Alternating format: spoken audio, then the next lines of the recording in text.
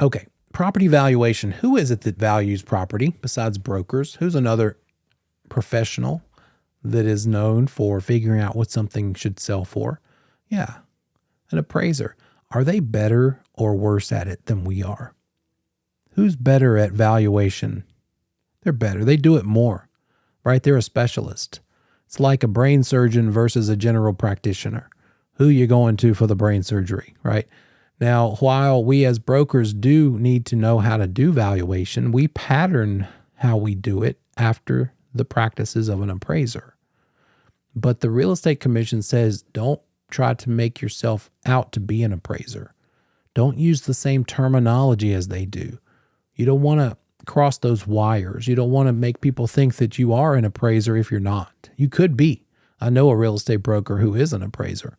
I've thought about doing it myself, but it would require like 4 or 5 classes. That's not a big deal, but it would require a whole year of being an appraiser's apprentice, pretty much on a full-time basis, making next to nothing, maybe like $50 per appraisal because you're learning from them along the way. Now, it'd be a huge pay increase after that year's over, because then you'd probably leave them and start your own appraisal business. And now you're making $500-600 for each appraisal. You know, you were making 1/10 of that before while you were the mentee, while you were learning. But anyway, it's hard to find appraisers willing to take you on. That's what I've been hearing. So the objectives in this class are to talk about valuation. What are the definitions? What's the official appraisal process that those folks do? And compare it to what we as brokers do. There are 3 ways to determine value: the sales approach, the cost approach, and the income approach, depending on the type of property. So we'll learn about that. And this process the appraiser goes through called reconciliation. And a little bit about how the appraisal industry works and calculating some valuation. So, who can do various things?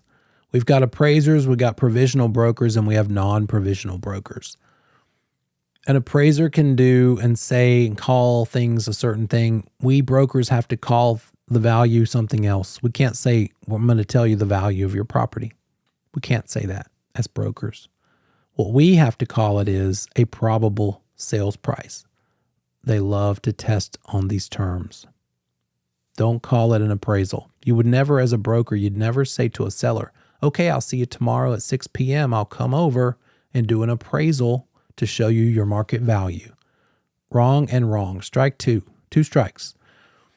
You would say, okay, I'll see you tomorrow at 6 on the listing appointment. I will show you your probable sales price with my market analysis. You don't call it an appraisal. You would call it a market analysis or a CMA, a comparative market analysis, maybe a competitive market analysis. You could see it referred to as both. So we can't portray ourselves as appraisers. We're going to learn about various factors affecting value and the basic economic principles of value. And these 3 approaches, these 3 methods kind of got a little wonky, but the sales comparison method versus the cost approach versus the income approach. These are all dependent on what the type of property is. The income approach is for what kind of property? If you were to use, a random I word. Income approach is for income producing property. Rentals. You're going to make income on it. You probably don't care what it looks like as much as what the bottom line statements show for profit and loss. How much can you get it rented for? There's a lot of ugly stuff across the street from UNC Charlotte, but it rents for good money. They don't care so much how it looks. They care that they can stick a student in there to pay them rent every month, right? So less concern about aesthetics as about the bottom line. What is it rentable for? And how desirable is it? Will I ever have a vacancy? Probably not if you're in walking distance of a university somewhere. The sales comparison method is probably something you could guess. It's what you do when you decide to buy a car or anything major, or if I decide to buy a guitar. I want to see what other guitars like that are selling for, right? And if other Gretsch 5128 gold sparkly guitars like that one right over there sell for $1,600, I'm going to try to get $1,600 for mine. And if I'm trying to buy one and I think I can get one for $900 and I'm able to afford it, I'm going to jump all over it because they tend to go for $16. That's not true. I think they're right around $1,000 now. I bought mine for $6 like 10 years ago. And it was discontinued in 2004. So it has some kind of rarity, and houses are the same way. Property's the same way. You compare the property to others like it to figure out what yours should sell for, or what the one you're going to try to list should sell for. So you're going to counsel that seller on what their property is worth based on what other buyers recently, keyword recently, have been willing to pay for those properties in that neighborhood with those same amenities, other single stories or other 2-story homes. And then what if this is going to be hard to imagine, but what if 2 properties, the one you're going to list and the one down the street that sold, what if they're not exactly alike? Oh, wait, they never are. How do we account for that? Whether you're a broker or an appraiser, if they're not exactly alike, you make a dollar value adjustment, right? The one you're trying to list has a 3-car garage. The one that sold last week down the street had a 2-car garage. We know what that one sold for last week. It sold for $450,000. The one you're trying to list is exactly the same except for the garage. It has more garage than that one did. I think it's what I said. 3 cars on this one you're going to sell versus 2 car on the one that sold last week. So is the one you're trying to sell probably worth more than $450? If it's got more stuff? Yeah. So then the magic trick becomes, how much is one garage worth? 3 versus 2 is a difference of 1 car garage. How much is it worth? How much more could we expect to get for this than they got for that? And that is not published anywhere. An appraiser laughed one time, told me that she couldn't help but laugh. Some broker asked her once, "Could I see your book? Can you show me your notebook?" She's like, "My what?" "You know, your binder. The one that has all the valuations in it. The one that shows you what a fireplace is worth or what a kitchen with granite is worth." And she's like, "That doesn't exist. It's up here. The book is our experience. The book is what we've learned about the market. And oh, by the way, a fireplace is worth more on Lake Norman in one of those houses for $900,000 than it is in the street just off of downtown anywhere in a $200,000 property that's 80 years old. 80 years old might be good. It might be bad for that matter. So the value depends on the comparables. And that's why it's called a sales comparison approach. So market value is the word that the appraiser uses. And it's the price that we estimate, or the appraiser estimates it's going to sell for. It's their guess. Market value is what they think the buyer might be willing to pay and a seller willing to accept. And that's different from market price. What do you think market price is? If value is our guess, or appraiser's guess, what's market price?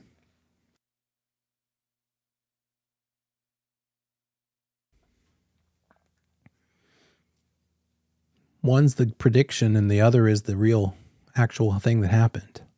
So market price is what you actually get for it. Market price is sale price. You might see that used in the test.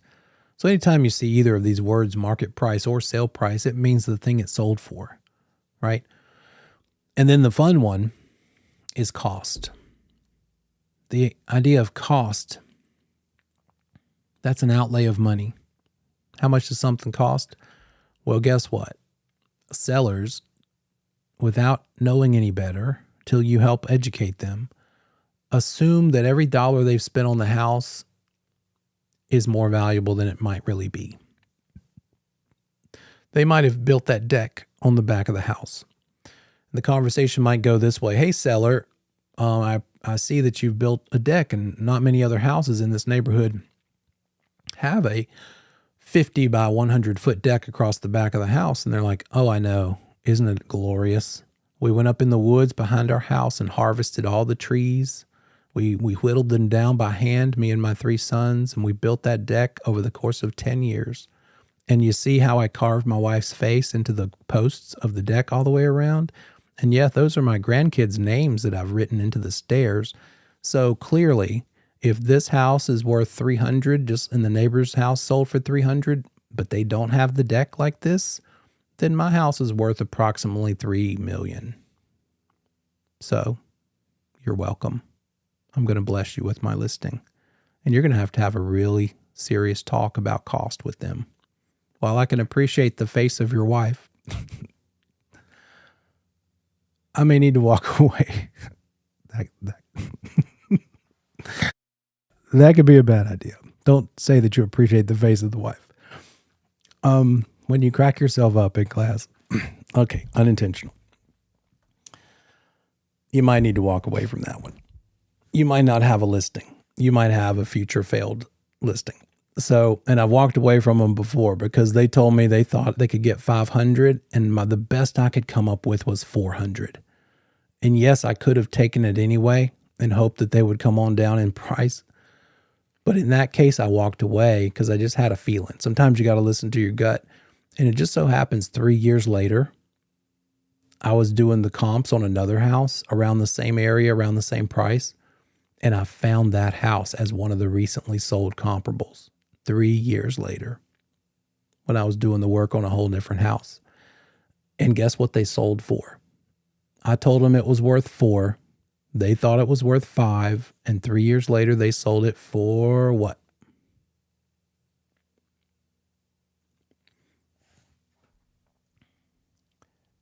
I love it. You guys are good. $375. I took a perverse amount of pleasure in finding out that information. And who's to say, I didn't even check because I'm like, okay, whatever. But if I'd have dug deeper, I could have seen, did they list with someone else that same year? Did they stick with that same person for 3 years? It very well could have been that they listed with like 3 or 4 different brokers. All I know is I didn't spend my time. And while, yeah, I could have gotten paid on a $375 sale, how many hours would I have spent over the course of those 3 years, even if I'd managed to hold on to it for the whole time? Or they could have gotten mad at me for no good reason and walked away, tried to get rid of me when the listing expired. What didn't hurt my feelings to run across it, right? So you have to explain to the seller, look, just because you spent $20,000 on a pool doesn't mean you're going to get 20 more thousand on the price. In fact, when it's pools, you might get, just a fraction of it. That was not the house with the deck. The deck was fictional. But good point. That was a really weird house. I wish I had pictures still. So that's something we'll talk about too. The 3 ways to report value. An appraiser reports value. Sorry, my little tags didn't show up. The appraiser uses an appraisal. The broker uses these other 2. A broker uses comparative market analysis or a broker price opinion. So the comparative market analysis versus the broker price opinion, what's the difference? Not much in terms of the number you end up with. As a broker, those are the 2 ways that you could come up with somebody's selling price, but you're going to do the same math either way. The difference in the CMA and a BPO is for who you do it, for whom you're doing it. Are you doing it for a seller that you're hoping to get the business as a listing agent? Or are you doing it for a third party that's just curious about what it might be worth and they don't want to pay an appraiser? They just want to pay you because guess what? For a broker to do a BPO, broker price opinion, it costs a lot less than what an appraisal would cost. Costs about $100. You can usually, as a broker, make $75 to $100 for doing a BPO for someone. And you'd be doing a BPO for like a for sale by owner. Maybe they don't want to list with you. They're happy trying to sell it themselves, but they don't have any idea what the value is. So they want to hire you to tell them what they could expect to get. Run some comps for me. Do a market analysis for me. I'll pay you. Okay, fine. $100, I'll tell you what I think it should sell for. Another person besides a for sale by owner that you might do a BPO for is, any guesses? Who might you do a BPO for? Think about entities, not necessarily people, but organizations out there that might be curious about a value of a property and they don't want to pay an appraiser because an appraisal is probably going to be $400 to $600, while a BPO is going to be $75 to $100. That's a good guess. Insurance, but you're on the right track. Think about foreclosure. What if a bank is considering, do they want to foreclose on a property or not? Because it's up to them. They don't automatically foreclose when they're 3 months behind. They could say, let's give it a little longer. But they might want to decide to foreclose depending on what the value of the property is in relation to the loan amount, the loan balance left. And they're not going to pay an appraiser to figure that out for them. It's too expensive. They're going to pay you. Why would a broker, by the way, who's on board with doing a BPO for $100? You gonna do a BPO for $100? Or is it that you need a little more information? Because shouldn't your follow-up question be, how long is it going to take me? What if that BPO takes 40 hours? Yeah, no thanks. It's not going to take that long, but it's not going to be 30 minutes either. Maybe not even 1 hour, especially the first ones you do. I mean, it could easily take 2 to 4 hours. You going to do it for $100? Maybe, because that'd still be $20, $25 an hour, and that's better than some places, right? So it's case by case business decision. Appraisers give a market value. We can't call what we do an appraisal. We can't call that number we give a market value. We call what we give them a probable sales price, and preferably the commission says you should give it to them in a range. Don't give them one number. And that's just cover your assets kind of logic too. It's just a good idea. Because do we really know the exact dollar it's going to sell for? No way. How could we? It depends on so many things. Depends on that buyer in that market at that time. Spring versus fall could make a difference. 2 months could make a difference. We're seeing different numbers now than we were 6 months ago or a year ago. So much better that you don't claim an exact number that they can now be mad at you over because you didn't hit it. Much better to not say, I think your house will sell for $457,000. Instead of that, how about you say, based on my research, your house should sell somewhere between $445,000 and $460,000. You could maybe make it a tighter range than that, but some sort of a range. And then the next thing I like to tell them is this. The range is $445,000 to $455,000. Where in the range you end up is dependent on you. Throw it back at them. Because how easy are you going to be about allowing showings? I've had some sellers that sabotage every showing. They turn down half of the requests that they get for showings. Well, guess what? It's going to take us longer now. You might have turned away the best one that you ever were going to get. They might promise that they're going to clean up, fix up, box up, make the house pretty, stage it properly, but then they never do. And you've quoted a price based on a house being in better shape than it ever managed to be. So that's not fair either.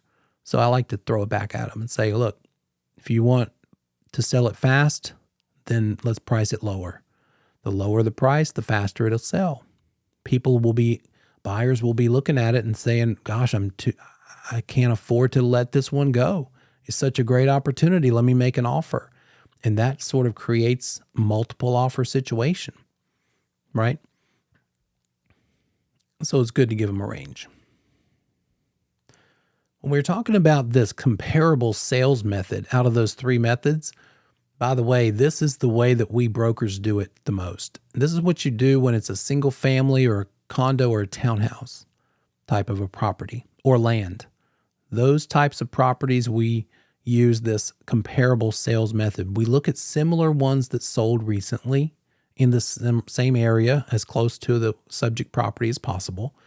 And we base what we think the subject will sell for based on what those 3 other ones sold for. I say 3 because that tends to be the amount that the commission and the appraisers like to use to base a subject property's value on. The subject property is the one you're trying to get the listing of, or the one that you've been hired to do a BPO for. The comparable properties are the ones you're using to figure out what that subject might be worth or might sell for. And there's a lot to be said for how a broker or an appraiser picks those comps. Picking the comps is half of the battle.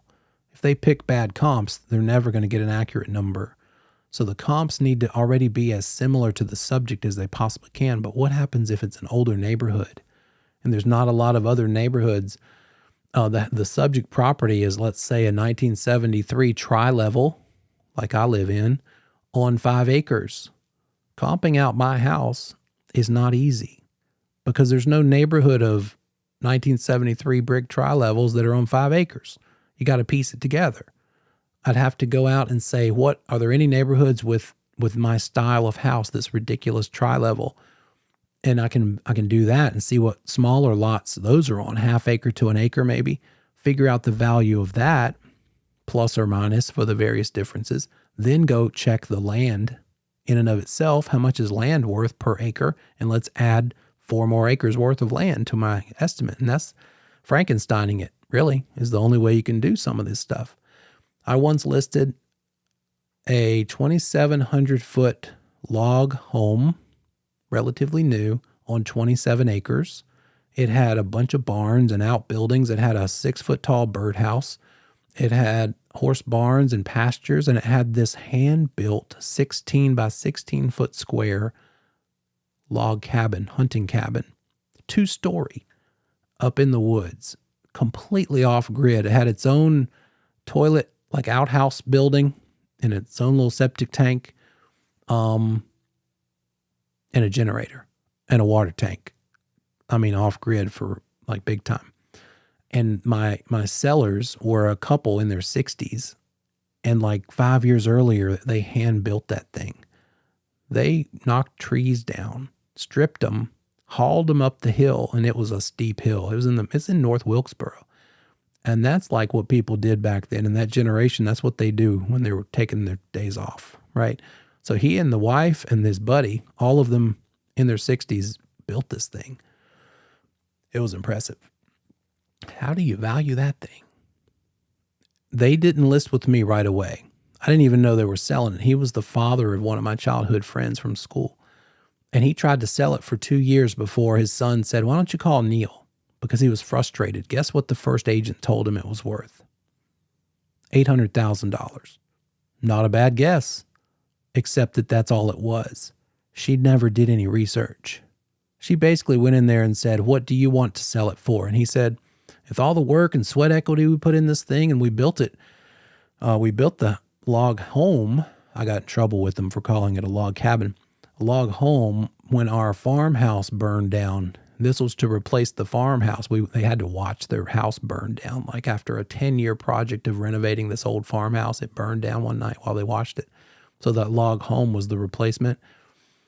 And so they tried to list it with someone for $800. It never sold, never showed. They dropped it to $750 and then $700 and then changed agents, and then they dropped it to $650. And then they really had to sell because her dad was getting older and they needed to move to the beach to take care of her dad. And his son said, call Neil. He'll at least tell you the truth.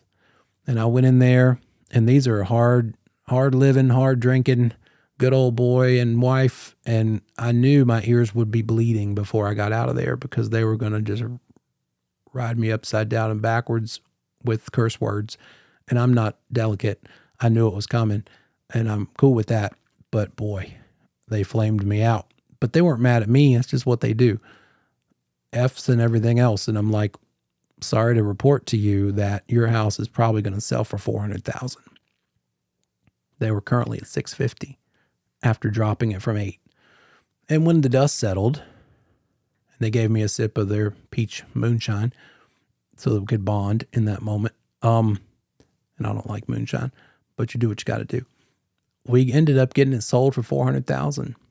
And I sold it myself to somebody who drove by. And thank goodness it was all by myself, dual agent, because I had to negotiate and come on down in my commission just to hold the deal together. Basically, for that one and done situation, since I didn't have to pay another broker, they got to a stalemate.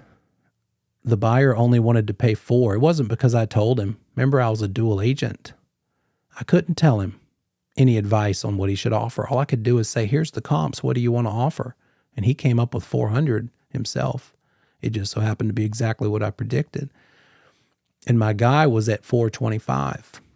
They were 24,000 apart. I think somehow I got him to 412, and I just took a hit and split my commission in half and just took 12 grand instead of 24 grand. And I was cool with that because there really wasn't a ton of time on the market. And we got it done. It was such a unicorn. Who knew how long it would take to get another buyer? But the point of all that is valuation is tough sometimes. And these comps need to be pretty close match to be as accurate of a figure as possible. So what's an appraiser going to do? What the appraiser does is come up with market value, and they put it on an appraisal report. And look at that little bit circled in red. It says at the top of the appraisal report, this is an opinion. I mean, it looks official. It looks like it's a fancy spreadsheet, like a big fancy long multiple page Excel spreadsheet. And you're plugging and playing, putting in a bunch of numbers and adjustments in all these different fields. But at the end of the day, it's right there at the top of the page. This is an appraiser's opinion. If the appraiser didn't know what the purchase price was before they did the work, no two appraisers would ever come up with the exact same number. But guess what? The appraiser finds out the purchase price before they go do the work. I've always thought that seemed kind of weird. Now, they are held to a standard. They are governed by an appraisal board. And if they get crazy and just pull from air or other places as to what the value and adjustments are, they can get in trouble. They've got to justify it and prove. Yes, that house had 3 car, this has 2 car, and I think a 1 car garage difference is worth $12,000 based on this and this and this. So they can't just make it up. But a lot of them did. Dirty appraiser, dirty broker, dirty lender, dirty attorney back in the day. Loan fraud. With this appraisal, only licensed appraisers can call it an appraisal. And, there's an expiration date. How long is an appraisal good for? Any guesses as to how long an appraisal is good for? There's no reason you should know this, but it might stick a little longer if you take a second and try to guess. That's a great guess. I got a 6 months. What else you got? Got a 3 months. Also a good guess.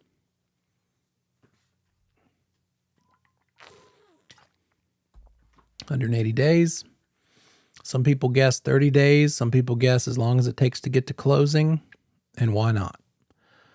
But it turns out, think about it this way. That appraisal report was printed today based on the best comps that appraiser could find today. And it's done and turned in to the lender today. But tomorrow, an even better comp sells that they couldn't use because it didn't close today. It didn't close till tomorrow after the work has already been done. So already within just 24 hours time, is that appraisal kind of almost, I don't want to say obsolete, but not as good as it could have been with a matter of one more day. Therefore, the appraisal is kind of only as good as long as it takes the ink to dry. Now, for using it for the transaction, yes, they don't do a million appraisals every day, nothing like that. They use that one appraisal to get you through that one transaction. But the idea is it's only as good as the comps they used. And better comps could have closed and been accessible tomorrow because guess what? You can't use comps that don't close. The kind of comparable that you have to use when you're doing an appraisal or a market analysis has to be one that has definitely sold and closed. You wouldn't use an under contract listing or an active listing as a comparable because you don't know what they sold for. If it's an active listing, it's not sold yet, so you don't know what it's going to sell for yet. Even if it's under contract, yes, there's a sale price, but it's not public knowledge yet. It's sitting in a file folder on a contract that's not accessible to anyone else besides the parties to the transaction. Certainly not public knowledge, and we can't tell what a house is under contract for. We can't report that until it actually closes. So these comps have to be things that have closed in order to use them. So it's only as good as basically the day it was printed.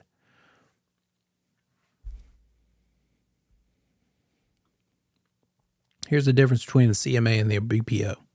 The market analysis, or CMA, is usually something you do as one of many things you do for a seller that you're trying to list their property. So you're not getting paid individually for that CMA. You're getting paid at the end of the whole transaction when it closes. And you do the CMA as one of the many, many things you do when you list a property, alongside delivering the sign, doing an open house, running ads, social media, print ads, bus benches, flipping the little arrow in your Statue of Liberty costume out in the front yard. No, I haven't had to do that yet. But all of the myriad of things that you could possibly do is just one of those things. A BPO is what you do one-off, right, for a third person. Oops. So the CMA is expected as part of your listing duties. The BPO is pay me money and I'll tell you what your house will probably sell for. And the types of parties that you would do a BPO for would include FSBOs, banks. Oh, by the way, I won't steal my own thunder. I'll tell you this in 2 slides. Here's the other thing. Brand new provisional brokers, welcome to the business. Wouldn't it be nice if you could do BPOs because you have nothing else to do except take those 3 post classes? But I'm sorry, provisional brokers cannot earn money doing BPOs. You have to be non-provisional. It's one of only like 2 things that you can't do as a provisional broker.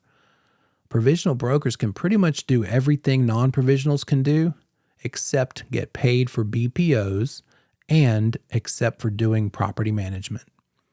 But besides that, you're pretty wide open to do about anything else. So only non-provisionals can do BPOs for money.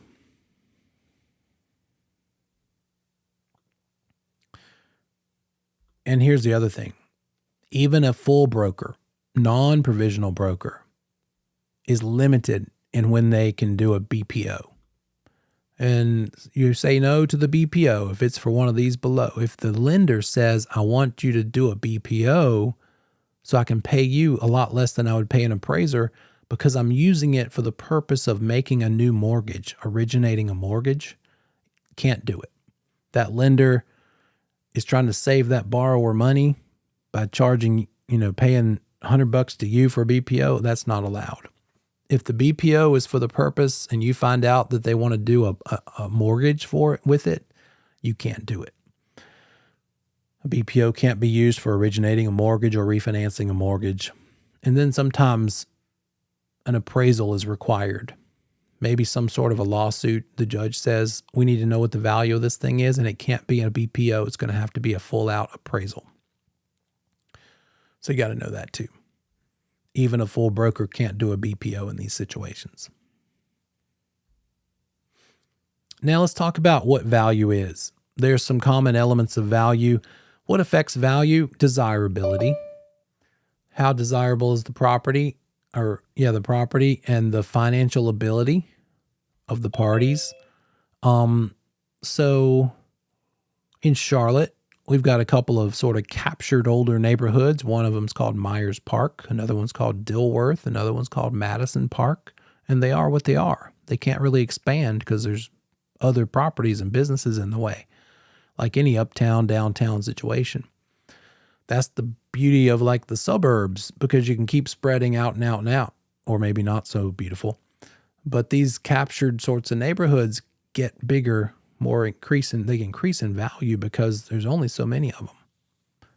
And so desirability kicks in. That affects the value. If it's less desirable, it affects the value in the other way. Utility, how the buyer is going to use it. If the buyer can do what they want to with it, it's going to have more value. And I hear both sides of the argument. Some buyers say, I'll never live in a neighborhood with it's an HOA. But then other buyers say, I had a terrible neighbor one time.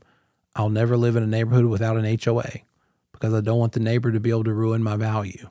The guy right across the street paints his house flaming purple and puts the cars up on blocks in the front yard, and you try to sell your house. Good luck with that. Maybe now you're okay with an HOA, but I get it.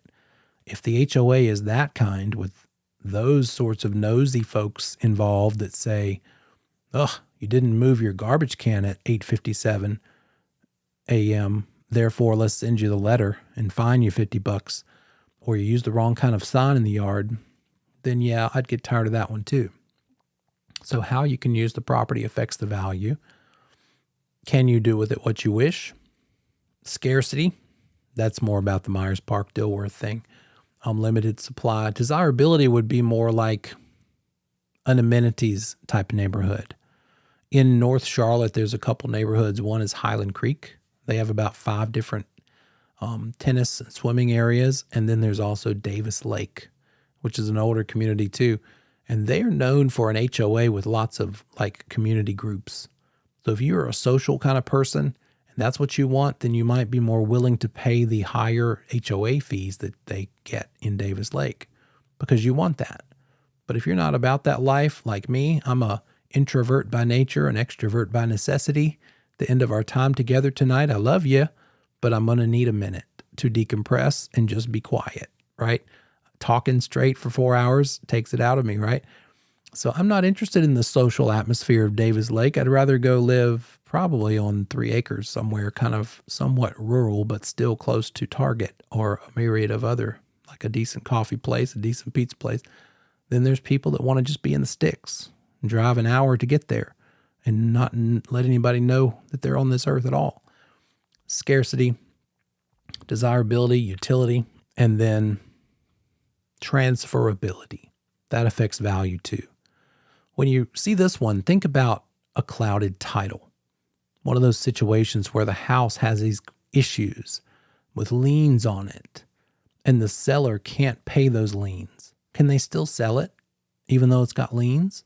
Yeah, but the transferability is affected. They can only sell it to a buyer who's willing and able to pay off those liens. And they're going to have to sell it for a discount to make it up to that buyer who's going to have to pay extra once they're the owner. So that affects its transferability. How easy is it to sell it? If it's a weird shaped property with like undesirable features, maybe on a cliff somewhere with a bunch of stumps that they chop down all the trees, maybe that seller makes it available for seller financing because otherwise that's the only way they can attract interest in someone to buy it, is to make it easy to buy. So the condition can affect transferability too. You're weeding out people if you don't make it nice and pretty and easy to move in. You got people interested when it's in poor condition who want a discount because of the condition. So all of these things affect the value. And a property has various amounts of each of these things. There are some forces that affect value: social, economic, political, physical. Social is sort of like the lakefront property. You're buying that because you want the lake life. You want the dock, you want the sunsets, you want the amenities. And so the fact that it has that brings with it a certain required price. Or neighborhood amenities, swim and tennis. Once upon a time, next to the Charlotte Motor Speedway, a developer was going to put in this big fancy tennis-related neighborhood. It's going to be on a golf course, and they built 4 of the golf course holes. But unfortunately, they did it before they acquired all the property from owners. They had not yet closed on some of them. And then the market started shifting and they lost their tails. It was a huge project that fell apart. As a matter of fact, who's the other little tiny tennis player? Not Sharapova, but another one around that same time. She came with an exhibition match. They built a temporary tennis court on the corner of Moorhead Road in 29. I went there and saw the big shindig and all the stuff and the promise of what's to come. And it all fell apart. And then some builders had gone ahead and started building model homes. But I watched the skeleton before they could even put the siding on. And that lumber in that partially built house just turned from wood color to gray until it finally just got knocked down. It was pretty sad, but it was supposed to be this elaborate multiple tennis court, swim and tennis golf course community, because that would have been the draw. Economic forces include things like taxes. In Charlotte, got a lot of people that work in Charlotte, but they don't want to live in Charlotte because maybe the taxes are a little higher. So a lot of people live in the outskirts. Matthews, the part of Matthews in Union County, Harrisburg, Concord, Mount Holly, Belmont, things that are not quite in the Mecklenburg County of where Charlotte's located. And they can commute for like 20 or 30 minutes and do their work and then go home and pay lower taxes. And therefore, if they can pay lower taxes, they can afford more house for the money. Other, political would be like a zoning change. Anytime you see that zoning sign, there's some kind of change happening or proposed change. And if you know somebody on the zoning board, that could work in your favor, potentially. Physical characteristics affecting value. How close is it to roads? Public transportation.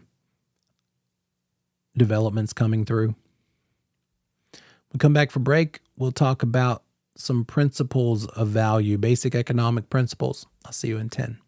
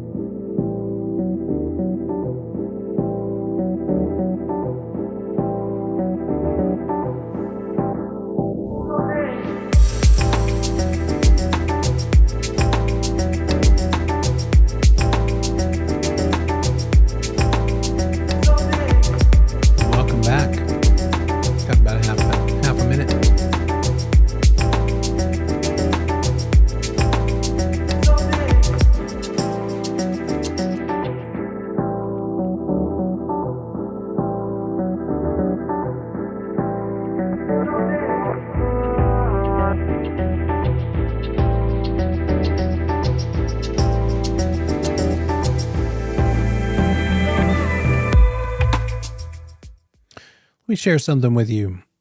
I put it in Notion. Looks like this.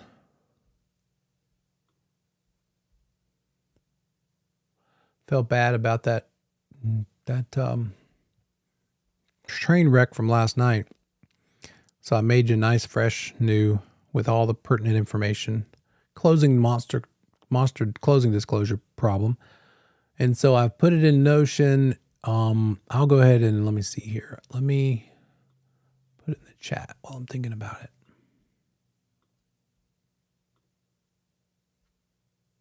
I think.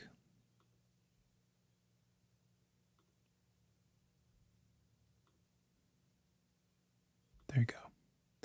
And so it looks like this. The terms are along the left side, and then bottom of the page, need you to figure out both how much the buyer will need to bring and then how much will the seller be getting at closing. And I went ahead and made some columns for you so you can just work your way on down.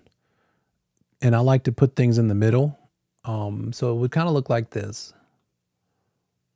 Here it is on my little iPad. So I would just go, oops. Sale price is $450. So that's a debit to the buyer.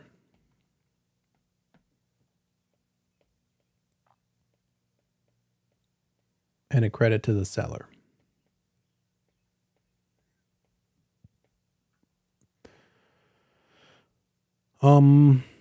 Deed preparation is $400, and who pays for that?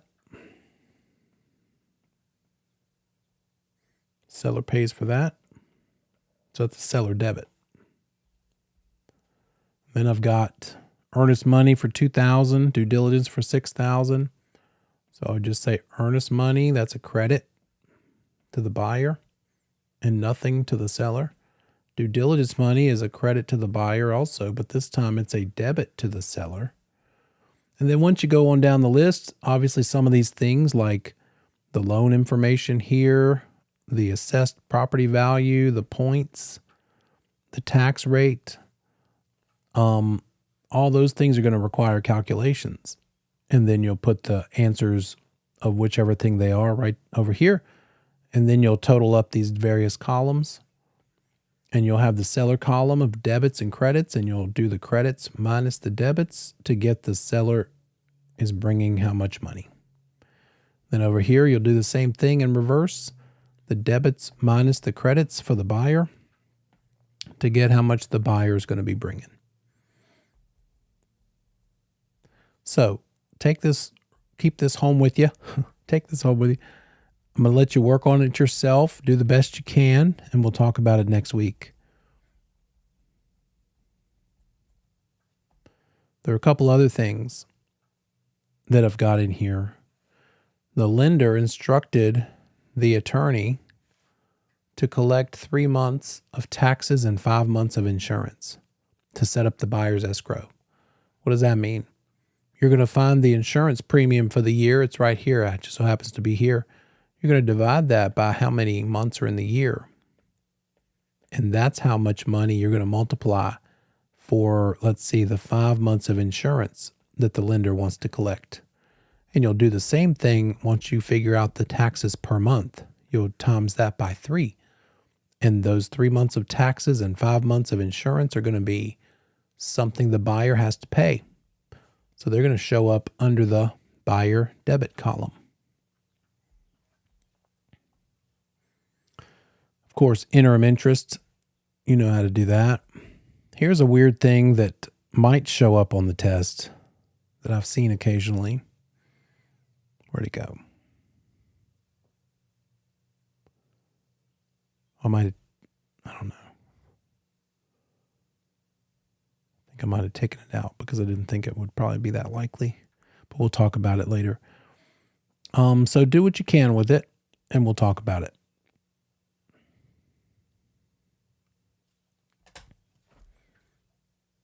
Oh, so good point. Interim interest. This thing called interim interest. Aha.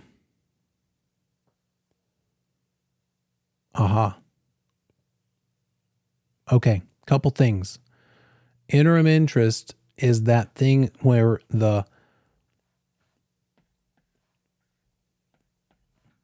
here's our month of closing. What did I say? It's August. So here's August. The 9th is the day of closing in August. August, September, October. This buyer is not going to have to make a full house payment on September 1st. It won't be due on September 1st. It'll be due on October 1st.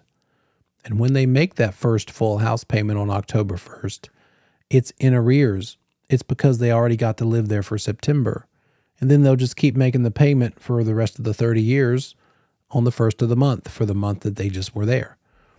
So that still leaves this amount of time in the actual month of closing.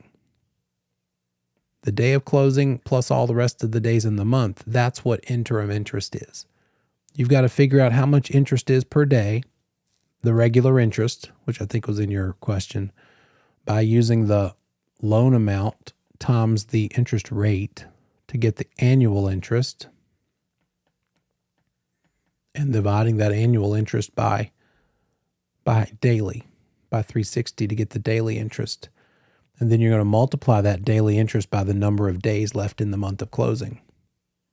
And if it's closing on August 9th, we go 30 minus 9, it's 21, but we need to add another day for a total of 22 days. Because on interim interest, the buyer pays for the day of closing. I know I'm flying through this. So that's interim interest. Here's another thing I wanted to point out, because it's another way they could refer to it on the test. Prepaid interest points. What's another word for that? Prepaid interest. There's a hint when you see the word points. Yeah. Prepaid interest, upfront interest, also called discount points. You could see discount points referred to as prepaid interest because that's what you're doing. You're giving the investor money up front so that you can pay a lower interest rate with every payment for the rest of the duration of the loan. You're giving them that interest up front. You might also call discount points lender yield. The test question might call it any of those three things. And they all mean the same thing. They just mean discount points. So if we know our loan amount, then we get the discount points by, what happened there? Taking 3% of the loan amount.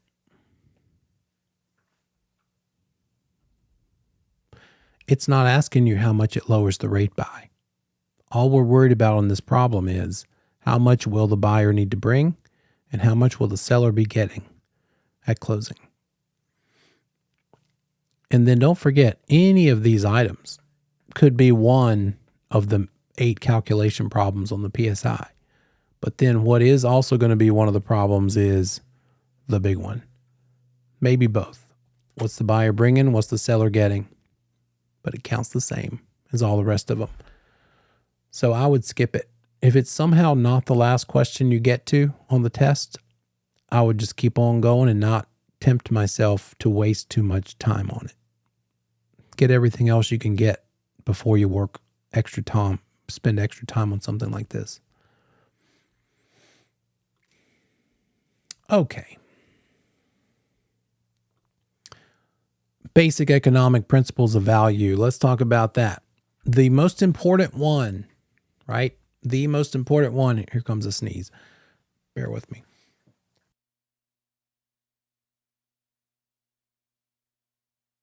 Whew, that's good. Is called highest and best use. The principle of highest and best use. What do we have here? We have a farm on the right and a neighborhood on the left. I'll bet the neighborhood used to look like the farm on the right. It was probably a bunch of pasture land. Which piece of property, the right or the left, is being used at its highest and best use, most likely? Well, it depends. It's easy to think, well, maybe the houses, because the developer and the houses, you're selling each of those houses. But maybe we're in California or Colorado. Maybe those crops on that farm are not soybeans. Maybe they're medicinal. So who knows, right? Now, the heirs of that farmer, when he finally dies, probably will sell out to the investor or the developer to put more neighborhoods there. So the idea here is the appraiser, when they do their work, is trying to figure out, is this house I'm appraising or property I'm appraising being used at its highest and best use? Right now, the house I live in, this 1972 or 3 brick tri-level on 5 acres, is not being used to its highest and best use. Its highest and best use is some sort of industrial commercial. The use that the buyer is probably going to use it for. They're going to knock down this house. They're going to build a warehouse and do whatever it is they do. And I'm here for that, or I won't be here for that because they will be paying me and I'll be gone. But that will be closer to its highest and best use. A property only has at a given time one highest and best use. But that could change over time. When we first moved here when I was little, this was probably its highest and best use, residential, because everything around it was residential and farmland. There's a farmland across the street, and they sold out to a developer who's putting industrial office, kind of an office park. As we speak, they're moving earth every day. I walk the dogs. I watch the dump trucks and bulldozers. You never get too old to watch the dump trucks and bulldozers. So highest and best use is an important term. What about this? I think this may be in Toronto. If anybody knows for sure, let me know. It's right downtown. There's a bunch of high rises, and there's this little pink house. Is that house being used at its highest and best use? Or could it maybe be put to a different use? What would be another use instead of a house on this piece of land downtown?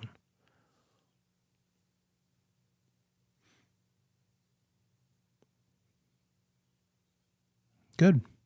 Hotel. Okay. I hear you. Maybe a store, maybe another high-rise building. Something I didn't think about, waiting to see if one of you guys do. When I originally saw this picture, what about parking? How about a parking deck if the lot's big enough for such a thing? I bet parking is a premium downtown. Point is, it may or may not, probably isn't, but it could be being used at its highest and best use, but probably needs to be similar to everything else to be worth the most it possibly could be. That doesn't mean you need to, doesn't mean it's required or it's a bad idea if you don't. It's just going to be acknowledged. When the appraisal happens, they're going to say it is being used to its highest and best use in this capacity or not. They'll give that advice. The next economic principle of value is substitution. We have 2 very similar houses here. One of them is asking $220. The other was asking $215. Everything else being equal, which one's going to sell faster?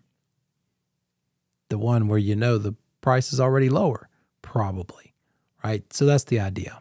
All else equal, the lower price sells faster. Principle of supply and demand is in full force. Always, but definitely right now. It's lopsided right now. And it looks a lot like this. Limited supply, increased demand. Seller's market. If it were the opposite, bunch of houses, not a bunch of buyers like this, then it'd be a buyer's market. And that'll be here someday. I don't know when. Probably no time soon. It'll probably still be pretty lopsided. There's a statistic that we keep track of when we're just watching the market values, we brokers, and it's called absorption rate. You won't be tested on this. Absorption rate takes the number of houses available and mixes it with the number of houses sold, and it's basically how much inventory is on the shelves. If houses were no longer listed as of right now, no additional houses reached the market, were put on the market, how long would it take our current supply to sell out? That's the absorption rate. It's a given in like weeks or months. And right now we're at about 1.3 months of market supply. It would take about a month to sell out what we've got. That's how little bit of inventory there is. A neutral, balanced market, equal, fair to both buyer and seller, is more like 6 to 7 months of inventory. And then obviously beyond that number, higher than that number, would be a stronger buyer's market. So that's all sort of a function of supply and demand. The less of something there is and the more demand, the higher the price. This one's fun. The principle of conformity. You know, in Hollywood stars and musical talent, uniqueness is probably going to get you paid. But when it comes to real estate, not so much. That house on the left is called a geodesic dome. We have a few, I call them octagon houses. And while they might be super efficient, when you go inside, guess what? The bedrooms tend to be around the perimeter, and that means they have to be triangular shaped. How fun is it to put furniture in a triangular shaped room? Not very. Kind of awkward. And so it's probably not going to sell for as much as those two normal, regular, typical type houses on the right. So if you're trying to maximize your value and you're considering what kind of house to build one that fits in with the neighborhood, and you'll have a better chance of getting the most return for your effort and your money. This thing on the left probably is going to take longer to sell, and it's probably going to have to sell for less per square foot than the ones on the right, because things that are similar hold value better in real estate. Here's another example. What if you're that person on the left and the house on the right is just the way it is every day because they have lots and lots of residents in the house, and you try to sell your house on the left? Maybe a little harder. Maybe some buyers might be turned off by the constant parking lot next door. Maybe. Yeah, I'd probably say something similar. So that principle of conformity, if they were all, maybe it's a neighborhood with covenants and restrictions that say, no, you got to put your cars out of sight. You got to park them in the garage, and you only have 3-car garage. So most of these people need to not live there or not drive there. They need to park down the street and you can go get them, but not their cars.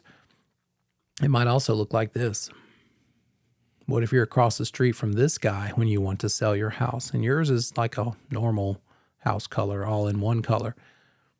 How many buyers are going to be okay with seeing this when they walk out the door every day? Probably fewer than who are willing to see a house of a singular monochrome sort of color scheme.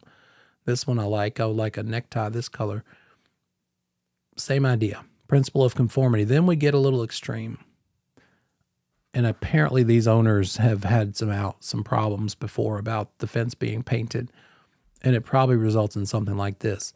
But principle of conformity, maintaining similar types of property is going to maximize the value. That's the idea. The principle of anticipation. If you notice behind the billboard, it's an up and coming area. See that house, that structure, that building, that white building's got some weather, sort of weather beaten, got some rust over by that meter. So it's being improved. It's got new stuff planned, coming soon. Probably a Starbucks, little shops, walkways, pedestrian area. So the owners are just sitting tight and waiting. But if they can't afford to, developers are going to say, oh, wow, look what's coming. Maybe I can find a desperate seller right now and end up with a property worth a lot more in the very near future. So that principle of anticipation affects value because you're expecting it to be worth more later, or it could work the other way. If you got a major road coming through, and if you're a mile or 2 or 3 down the road and it's going to be convenient, like an outer loop around Charlotte or Raleigh, then yeah, that could be a positive. But if you're one of these houses, like this one, this little green one, the lower right up next to the new road, and right beside the big concrete wall they're going to build to kind of help break the noise, but it's going to be constant noise, maybe that anticipation thing doesn't look so favorable. You're expecting you're going to be worth less over time once this road goes through. Principle of contribution says that some amenities may or may not affect value. A pool, you're probably not going to get back every dollar you spend on that pool. The best way to buy a pool is to buy a house that has a pool, because you're not paying a premium for the pool, right? When you put a pool in, you're going to have a lot of that money that's going to your enjoyment, but not a lot of it that'll probably translate to getting money out of it when you sell. It just depends on are all the other houses like yours that are for sale, do they have pools? And so do the buyers expect there to be one? In certain markets, maybe. But if not, probably is going to not help as much as you would like it to. So the value of a piece of the property is based on how it contributes to the entire property. Principle of competition, I say it this way: McDonald's is never lonely. McDonald's goes in and then all the other guys go in, right? Profits attract competition. So too much competition can affect value. How many similar properties are on the market? We look at that when we try to figure out what something might sell for. We use the sold comps to figure out what it will probably sell for based on what buyers have paid for something similar. But then we look at the actives, the current competition, because we want to see, what are we up against?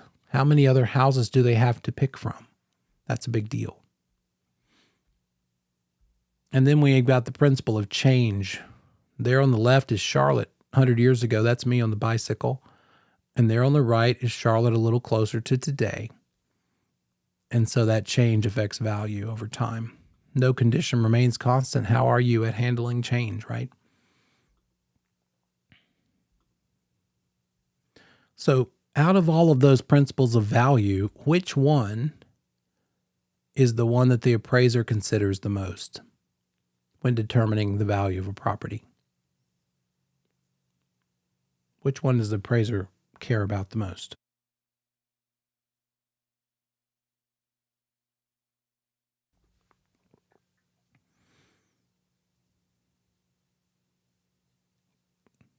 Goes back to that very first slide. There you go. Yeah, think about the farm next to the neighborhood. That appraiser's looking for, is this property being used at its highest and best use? Good guesses, but yeah, this is the best one. This is a very testable one too, by the way. That's what the appraisal process is all about. It starts with, here's what the appraiser's doing, by the way. Starts with gathering data. They're going to look at sales and costs, and if it's an income property, look at the income and expenses. They're going to consider the general data around the area, neighborhood, city, region, the nation, national stats. They're going to then define the problem. Why am I doing this appraisal? What are some reasons an appraiser could want to do an appraisal? They are doing an appraisal because it's a home purchase. They could be doing an appraisal because it's a refinance or a home equity line of credit. And there's a difference there. It just so happens when the appraiser is doing an appraisal for the purpose of a refinance versus a purchase, they tend to be a little less concerned with nailing down the value as accurately. Because if it's a refinance, the lender just wants to make sure that their loan amount is covered. If they needed to foreclose, could they sell it for just enough to get back their money? And that might not be close to what it's actually worth on the open market. So that matters. What's the purpose? Why? Define the problem. What's the purpose of this appraisal? They will determine and perform the scope of work. That means they'll look at comps. They'll pick the right comps. They'll do the right adjustments and analyze that data, depending on which method they're going to use that we'll be studying here in a minute. They will determine if it's being used at its highest and best use, current versus potential uses. What's the competition looking like? They will, depending on the type of valuation method, they will estimate the land value itself. How do we determine what land is worth? We use which of those three methods? We use the sales comparison approach. Whether it's brokers or appraisers, we compare land to other land. How complicated is land? Is it the simplest possible thing you could sell? What do you think? Is it hard or easy? Land. It's just dirt. but it's got a myriad of potential uses, right? It's considered commercial. It's a very specialty type of sale. It's got environmental concerns. It's got zoning concerns, proximity. Does it perk for a septic system? Does it need a septic system? So comparing land, you compare it to other parcels that have sold. Do you have others that are similar size? You're trying to figure out the value of a 2-acre piece, but nothing with only 2 acres has sold in the last 6 months. They're all bigger. Well, the bigger they are, probably the lower in square footage or price per acre, I should say, they tend to sell for. The more acreage, probably the lower price per acre. And so it's kind of hard to compare a 2-acre piece with a 20-acre piece. You'd have to adjust for it somehow. So it gets complicated, but we use the comparable approach when we determine what land is worth. An appraiser is then going to use each of those 3 methods of valuation that we're going to see next, and then settle on the one that matches up with the type of property we're dealing with. That'll make more sense in a minute. And then finally, they will reconcile the estimated values. They don't take an average of the 3. Here's the types of valuation. We'll come back to this. There it is. I need to speed up my graphics. Those are the 3 ways to do valuation. So each of these ways are best for a certain type of property. And so that appraiser is going to figure out which one is the best one and then report the final opinion of value with a written appraisal report. So the first step is defining the problem using specific and general data. So the appraisal process, here's what they like to test you on. What's the first step in the appraisal process? Defining the problem. What's the last step? Reconciling the estimated values. Okay, what are the 3 ways? The sales comparison method is comparing similar things that have sold to the subject property. The cost approach is kind of different. It's for very unique properties. We'll talk about it in just a second. The income approach is for income property. So here's what they're best for.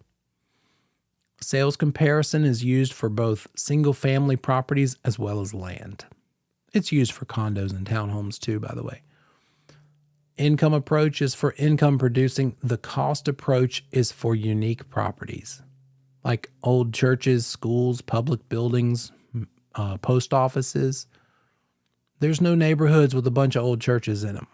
So it's hard to pick 3 comps that have sold in the last month to figure the value. So you've got to do some certain special approach, and it's called the cost approach, which involves, as we'll see in a little bit, figuring out how much it would cost to build that school brand new, taking a big deduction from that amount based on the depreciation, like how much it has depreciated over time, and then adding back in the land value to that depreciated number. So we'll see that in action in a little bit. An appraiser, if at all possible, will do the valuation using each of these approaches. So they'll get 3 different numbers. For the sales comparison method, let's just say, let me show it to you on here.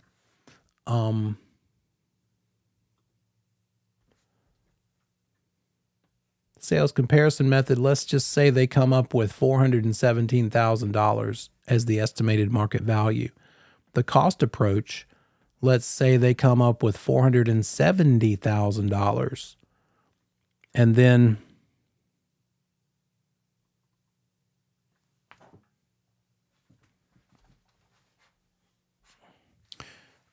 the income approach,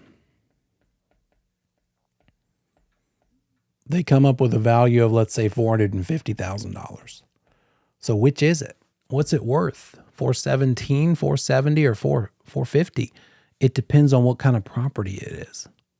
If it's land or single family, then they need to gravitate more toward the 417 estimate. If it's a unique property like an old church, then they need to gravitate more toward that number. Or if it's an investment property like an apartment building, then they need to lean more toward the 450. What they'd never do is add all three together and divide by 3. They would never take the average. They need to pick the one that's more like the actual subject property itself.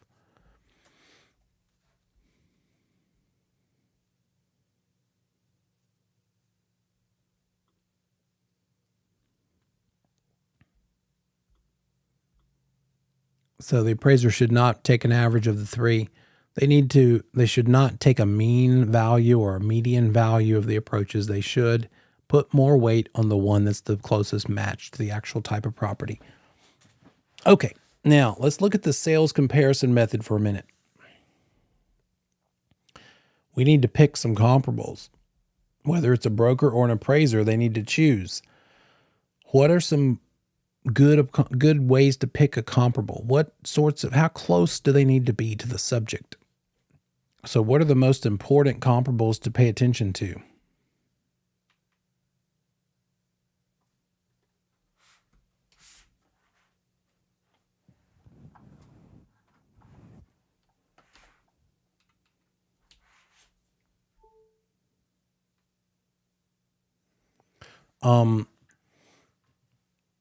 They need to be similar in amenities, in age, design, size, physical characteristics. They need to be recent. I once had she wasn't a first-time buyer. It was probably her second time buying something. I'd sold her first one, and now she wanted to buy a house. The first one was a condo or a townhouse. And we got under contract. It was the beginning of the market really starting to take off. And so we had to go over asking price to win. And the asking price was $195, and we had to go up to $196. I know. Poor girl. She had to pay $1,000 over asking if we only knew what was coming. Well, 3 days after we went under contract, her dad chimed in. He had never come along to any of the showings, by the way. But I was cool with it. I'm like, you have good advice. You've got people willing to help you. Good for you. But Dad was worried, had her all concerned. She was crying. She was scared and thought, oh my gosh, I'm paying too much. And I said, that's fine. Well, let's see what he's thinking. What comparables is he looking at, basing his opinion that you're paying too much for this thing? And she sent them over to me, and they were all 1 to 2 years old. They were all for property that sold a year or two ago. Guess what? No appraiser would ever use those. And so that was an easy point to make. And I said, okay, well, good news. The comps he's using aren't comps that will ever be on the table. An appraiser's looking for comps that are a month or two old at the oldest.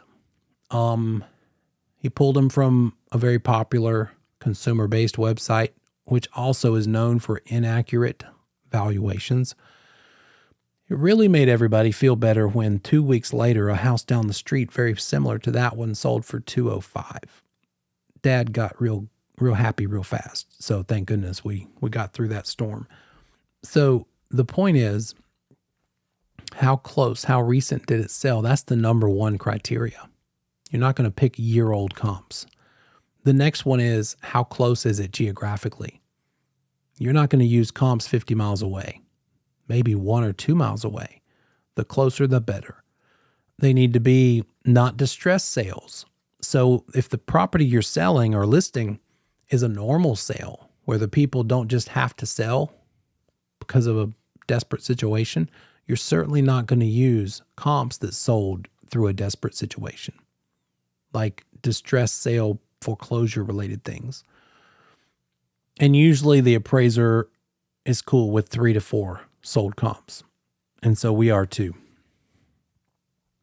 And then all the other things, size, square footage, acreage, types of condition, how renovated is it? How new is it?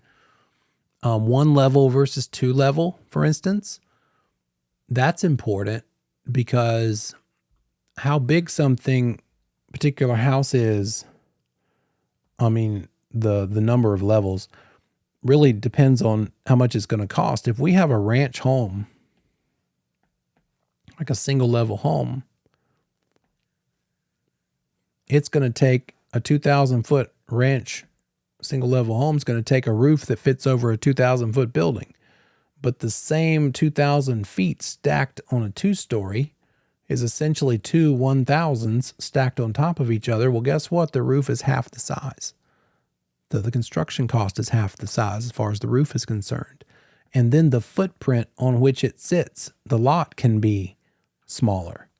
So you don't have as much lot cost. You don't have as much roof cost, things like that. So an appraiser would never compare a 2-story with a 1-story, and we shouldn't either. Where it gets tricky is when you have a weird house like mine, a tri-level, and the lower level is partially below grade, right about waist high. It's below grade. If I could walk through the wall like an X-Man, I would be underground from the waist down. And so that gets less value than the stuff upstairs. Below grade square footage is worth less than above grade square footage. So all of those things come into play. The appraiser needs to measure to get the square feet, as do we. If we're doing a market analysis, we better work with accurate square footage. And it'd be a big mistake to use the previous MLS listing or to use a tax record, square feet, or even the blueprints. It's certainly not what the seller tells you it is, as far as size. So where do we get comparables? How do we round up this information? Where would you think to find things that have sold, the information on properties that have sold?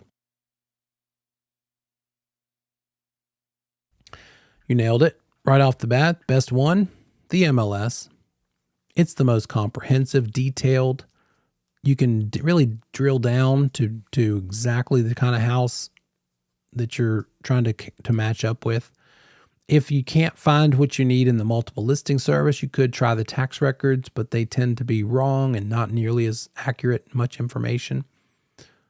They lack a lot of detail. And that's why these online websites that give an automatic value using an algorithm tend to be pretty grossly wrong, because they don't have a human putting their opinion into the mix. They're basing it on tax records. And typically when you look up tax records and then measure the house, the tax record square feet is a lot lower, or at least some amount lower. Well, that just means the dollars per square foot estimate that the robot estimates on these websites is probably going to be inaccurate too. And so you're working with inaccurate information building on it. The CEO of one of those websites, his estimate was like $70,000 off using his own website's estimation service. So just have to be careful. That's why I don't think the robots are going to take over real estate anytime soon. It's usually about 5 to 10% of the market that these new kind of tech-centric, whether it's iBuyers, whether it's something like Zillow or Open Door, and everybody gets all in an uproar. Well, guess what? Zillow iBuying went out of business last year. And I just don't think they're going to replace humans, typical general brokerage for anytime soon. The best comps are the ones that have closed recently that are local, close as possible, that are similar type, similar size, similar amenities and updates like flooring, appliances, kitchen upgrades, bathroom upgrades. Basically, the fewer adjustments you have to make, the more accurate the estimate of value is going to be. Who's this guy? Anybody recognize that statue? Good old Heisman Trophy. I use it because of the pose, the stiff arm pose. It's called arm's length transaction. An appraisal, in order to be accurate, needs to have no conflict of interest. It should not use comparables that had a conflict of interest. They need to be comparables that were in an arm's length transaction. What does that mean? It means if it's a comp that sold down the street, but it was parents selling to their kid, that's probably not an accurate sale price. Or friends selling to other friends or relatives of something like that. No conflict of interest, no family selling to family. Use comps that were arm's length transaction, because that stranger selling to strangers is what you need to match it up with. Making the adjustments are all about adding and subtracting for the various differences. So it looks like this. If the subject property is superior to the comparable property, then you need to add to what the comparable sold for. And if the subject is did I say superior, is inferior to the comparable property, then you need to subtract from what the comparable sold for. Let me show it to you this way. We've got our subject property, and we have a comparable. And the subject has 3 bedrooms. And so does the comparable. So we'll just say they're pretty equal, no adjustment needed. The subject has 2 bathrooms. The comparable has 3 bathrooms. And in your research, whether you're the broker or the appraiser, you've determined that a bathroom is worth $2,700. The subject has a 2-car garage. Let's say a 3-car garage. The comparable has a 2-car garage. And in your research, you've determined that a garage is worth $12,000 for one single car. Now, that doesn't mean it costs $12,000 to build it from scratch. We just need to see how much would it cost if a house sold with 3 cars versus 2, the adjusted value. So here's the next thing. How much did that comparable house sell for? You're going to know because it has to be a sold. And so we find out that comparable house sold for $250,000. And what you're trying to figure out is what this subject property is worth. What will it sell for, given this information? So how do we make our adjustments? We're going to add or subtract from what that comparable sold for, depending on these differences. Well, first of all, 3 bedrooms on both. Doesn't matter. Non-issue. But the bathrooms. The subject is inferior, right? It's less than. The comparable has more bathrooms. How many more? The comparable has 1 more bathroom. And so I don't know if you can see. Let me do this. It's when you're sitting in the exam and just hold your hands out and you say, okay, the subject has 2 bathrooms. The comparable has 3. And so what do we need to do to that comparable sale price in order to bring it down to the level of the subject? If we could take away a bathroom from that comparable, what are we doing in dollars? Are we adding from the comparable or subtracting from the comparable? We're subtracting from it, right? It is comparable has 3 bathrooms. The subject has 2. It is superior. So we need to decrease it and take dollars away from what the comparable sold for. So we're going to subtract, and it's going to look like this. We're going to subtract, and how much are we going to subtract for a bathroom? There you go. Thank you, Joseph. $2,700. Well, the garage situation is the opposite. In this case, the subject is superior. The comparable is inferior. So we need to add the dollars for a garage. So we're going to add $12,000 to the comparable. Here's the other thing. Are we adding and subtracting from the subject? No. How could we? We don't know what the subject is selling for yet. That's what we're trying to figure out. So you don't adjust the subject. Write this one down.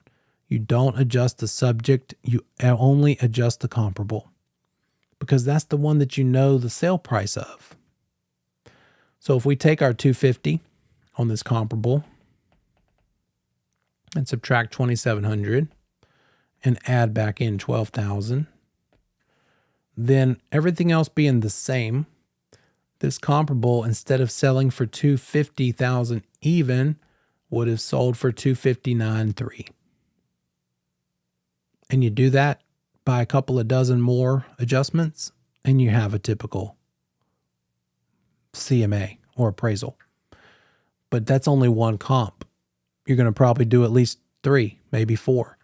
You're going to go down the line, and comp 1 might be 259.3 when you make adjustments. Comp 2 might be 261.7. Comp 3 might be 258. And so then it becomes, which of these comps is the best match? And so the expected sale price, probable sale price of the subject is probably going to lean more toward one versus the others, depending on which one's a better match. It's really the same thing you do when you're considering a used car, right? It's like, well, what do other cars like this sell for? And what if they're not in great shape? Good shape versus okay shape versus terrible shape.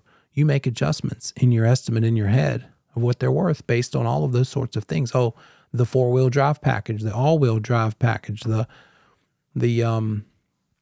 luxury seats or not. You're adding and subtracting.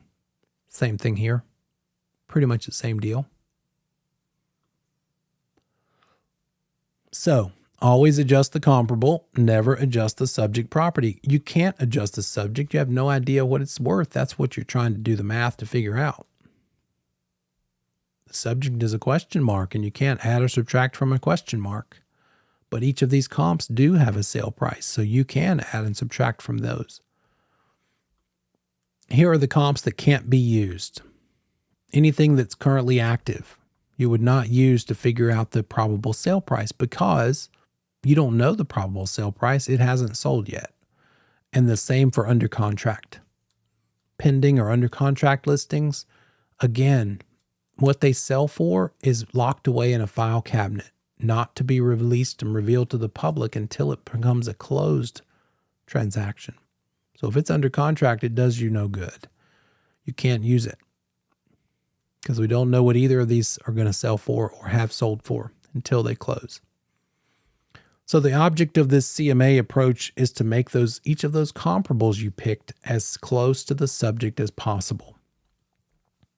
And so if you can pick comps that are already pretty darn similar, and you can make as few adjustments as possible, it's going to be better and more accurate of an estimate.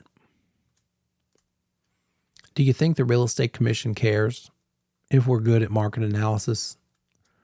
Do you think that they require us to do one when we list a property? Definitely. What about when we're helping a buyer? Trying to determine what that buyer should offer? Same. Also important. We tend to think of market analysis, valuation as only something you do for a seller, but you need to do it for the buyer too. But what about the listing price? We know what the seller's asking, but I like to call the list price the wish price because it could be like my friend's dad. He was hoping for $800,000 and a broker came along and didn't show him anything to the contrary, and for 2 years he wasted his time because it was fiction by double. So the commission holds us accountable for not doing a CMA in a competent manner. We have to prove it and keep the files for 3 years and show, yes, here's where I did the CMA, justifying the offer price that we made or justifying the probable sale price that I advised them on. And they take disciplinary action if you get it wrong. Not that you have to be super good at valuation, although you should be pretty good, but you have to try. You have to show proof that you did it. Don't just go in there and say, yeah, I'll take your listing. Okay, let's try a number, because you'll probably get tired of trying it if it's wrong, and we'll eventually lower it until we get to the right one. Not cool. But guess what? Out of 84,000 active licensees across the state in these last 5 years, I guarantee a good bit of them got in the business in a great time, were lucky enough to get a listing appointment, and they still don't know how to do valuation because all they had to do was throw it at the wall and see if it stuck, like spaghetti noodle. Throw it up there and see if the buyers let them fight over it. But now when the market's shifting, a lot of them are going to see what it really is like to be in real estate. They're going to have to learn these skills and implement them because they should have been doing it all along. The Real Estate Commission could discipline you for that. Okay, here is just a straight up vocabulary word. Remember, once the appraiser does all those adjustments, they use them to try to figure out, we brokers use them to try to figure out the probable sale price. This process of reconciling everything is called correlation. Correlation is essentially the equal sign. You've made all the adjustments, and now you're using that information, those adjusted sale prices, to come up with what you think the probable sale price is. That is called correlation. I haven't seen it on many practice exams, but it is a verb. I mean, it is a term to know. When we come back from break, we'll do a couple of adjustment problems, and I'll see you in 10.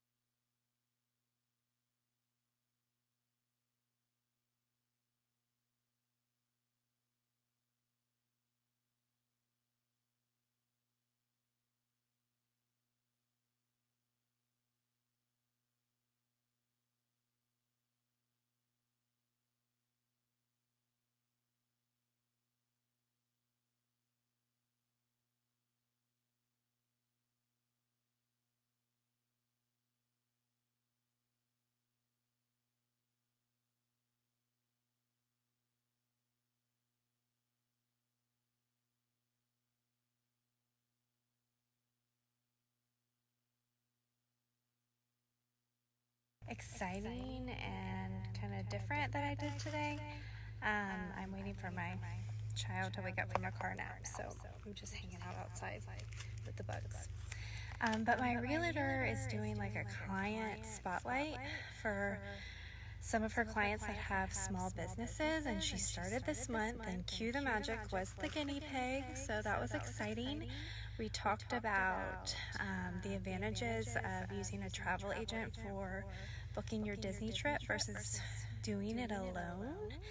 And they were shocked, and I think a lot of people are shocked to hear that using a travel agent doesn't cost any additional money. So Disney incorporates, and I got this question today too that I wanted to touch upon really quick before my little one wakes up, is who is like the perfect client to work with a travel agent. So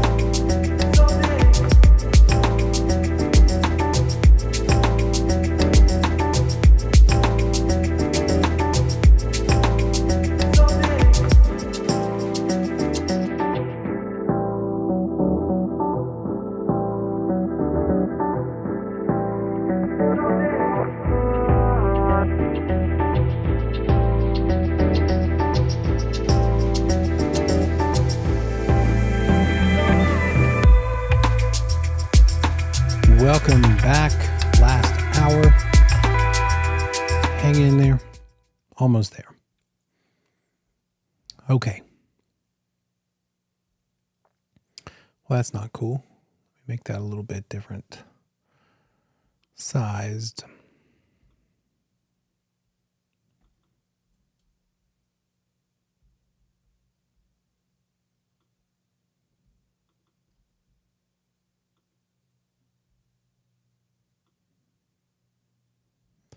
There we go.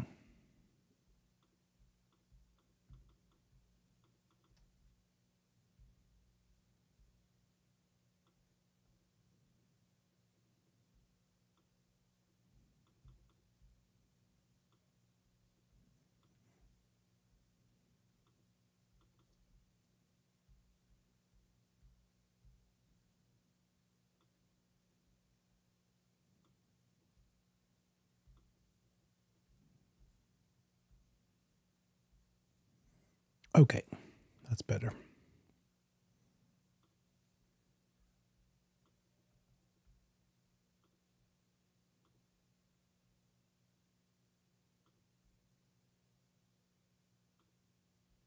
Here we go. An adjustment problem. The subject property has 2 bedrooms. The comparable property has 3 bedrooms. The estimated value of that 3rd bedroom is $2,500. According to the sales comparison method, the appraiser should do what? We don't have to do much math here. They're just asking what to do with the amount of money. You don't have to literally calculate anything. We just have to know what is superior or inferior. Subject property has less bedrooms than the comparable. So if we hold our hands out, subject here, comparable up here. We need to do what to the comparable sale price? We need to subtract from it to bring it down to the level of the subject property. We need to subtract $2,500. But what are we subtracting it from? We subtracting it from the subject or from the comparable? We never subtract from the subject, so therefore you're right. C, subtract $2,500 from the value of the comparable property. There you go. What about this one? Subject property has a 2-car garage, A comparable down the street sold for $245 a month ago. It is superior to the subject by having a 3-car garage. Everything else is the same. The broker figures the value of 1-car garage adjustment to be $5,000. What's the probable sale price of the subject property?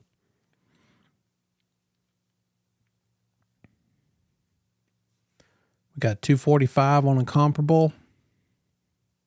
It's got 3 cars. The subject has 2. We need to subtract $5,000 from that $245 sale price. So it's going to be an adjusted price of $240,000, right?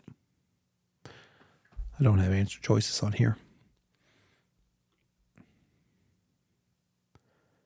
Oh, here's one that's a few more items. The subject property has 2.5 bathrooms. A house in the same neighborhood sold for $175 last week. It is inferior because it only has 2 bathrooms.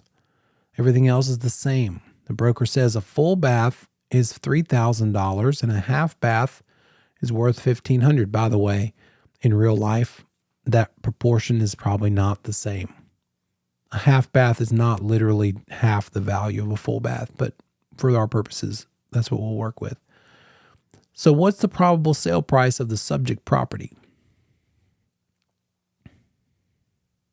The subject has a half more bathroom than the comparable does. So we need to do what with the comparable price? Add the value of half a bathroom. We need to add $1,500 to the $175 to get $176.5. There you go. See the steps? See the process? They won't give you this huge laundry list of 1 million adjustments. It might be 2 or 3. But and they might not make you do calculations like this one. It might be more like this one back here, where the number is what it is. You just have to know what to do with that number. That is the sales comparison method. And it's the way that you will do valuation most of the time, depending on what you're selling. But if you're selling houses, single family, land, condos, townhouses, you'll probably use the sales comparison method. But let's talk about this weird middle child, the cost approach. Cost approach is for unique properties again. And just think about it this way. What if you had to figure the value of something that you don't have a bunch of proof or a bunch of similar ones but to base it on? What would we do if we didn't know any better? How would you figure out what something might be worth? I could see thinking to ourselves, well, we don't have a whole neighborhood full of similar houses to pick from. Therefore, how much would it cost to build this thing new today? Okay, we can get the dollars per square foot that it costs to build something new like this, but it's going to be a big number because this thing we're trying to figure the value of is not new. So now we have to depreciate it and figure how crappy is it? How much worse than new is it? That's depreciation. So we're subtracting an amount of money based on the condition. That's just what we mean by depreciating it. And we can never depreciate land. So the land portion of the value would not get depreciated. We'll see it broken down in a minute. So this cost approach is based on the principle of substitution, acquiring an equally desirable substitute property and then adjusting it.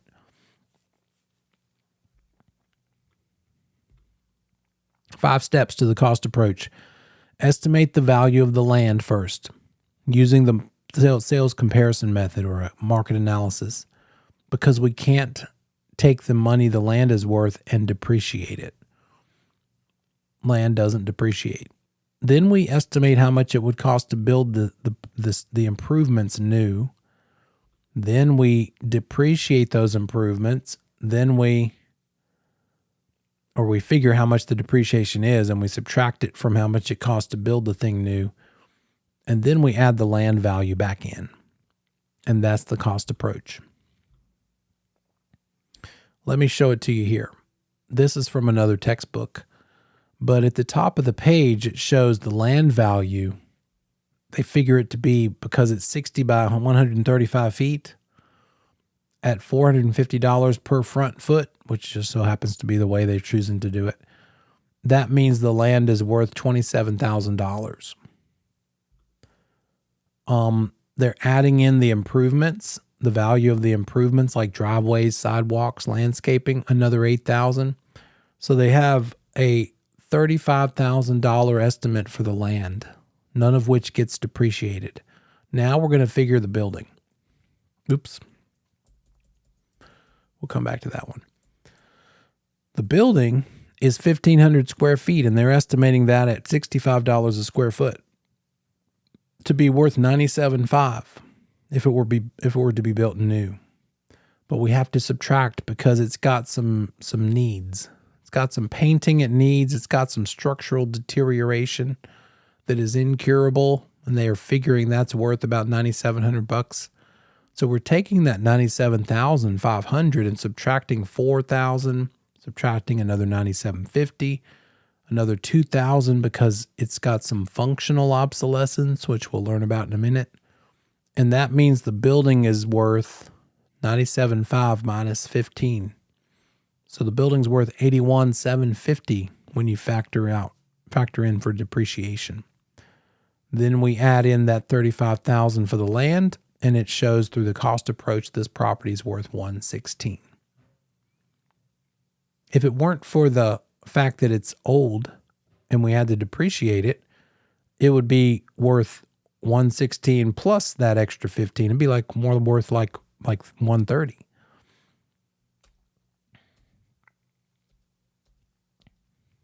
That's it. That's essentially the cost approach. Here's the good news. You just need to know the relationships of these things. In real life, you're probably not going to do this. An appraiser is going to do it, but we never really do the cost approach as brokers. Unless maybe you are a commercial specialist, perhaps, but it's usually going to be an appraiser thing. You just need to know that the appraiser does it and how do they fit it into the mix. It would need to be done so that they could compare a similar property to it. If the property they're appraising is unique, they're going to need to rely on this cost approach more than the other methods. Here's something else to consider about the cost approach. When coming up with the cost of these things new, there's a big difference between replacing something and reproducing something. The cost to reproduce versus the cost to replace. The difference is function versus form. Is it pretty or is it functional? In other words, for instance, on a historic house, if you've ever gone through the historic district, you see those houses are very intricate. The doors, they're like 100 plus years old. You can't go to Lowe's and find a comparable front door. If the front door falls off and breaks and you need to put up a replacement door on a historic house, you don't just go buy a generic front door at Lowe's. The historic district classification won't allow it. They'd probably write you up and fine you, because when you own a property in the historic district, you agree to keep it true to the era. And so what you would have to do if you needed to replace your front door is hire a custom woodworker to make a reproduction front door, not just swing by Lowe's and pick one up for $300. You're probably going to be swinging by the custom builder guy to build one from scratch for $3,000 plus. I can't imagine, but a lot more than it costs at Lowe's. So reproduction cost is higher than replacement cost. So it depends on what this thing is. Is it historic? Then it's going to be even more expensive to figure out the valuation. Because in reproduction, we're trying to get a duplicate, an exact replica. And at current prices, that's going to be expensive. So how do they come up with these numbers? In this case, they said $65 a square foot. Well, it's not necessarily that way. It depends. An appraiser tends to use the per square foot method. They like to talk in terms of dollars per square foot when it comes to value. But a contractor might look at it a little differently. One of two different ways. The quantity survey method is really just a fancy way of saying the contractor adds up how much all the lumber and concrete and stone and brick, all the individual pieces, one by one by one, a million different pieces, plus how much it costs to pay somebody to install them and put it all together. That's the quantity survey method. Very exact.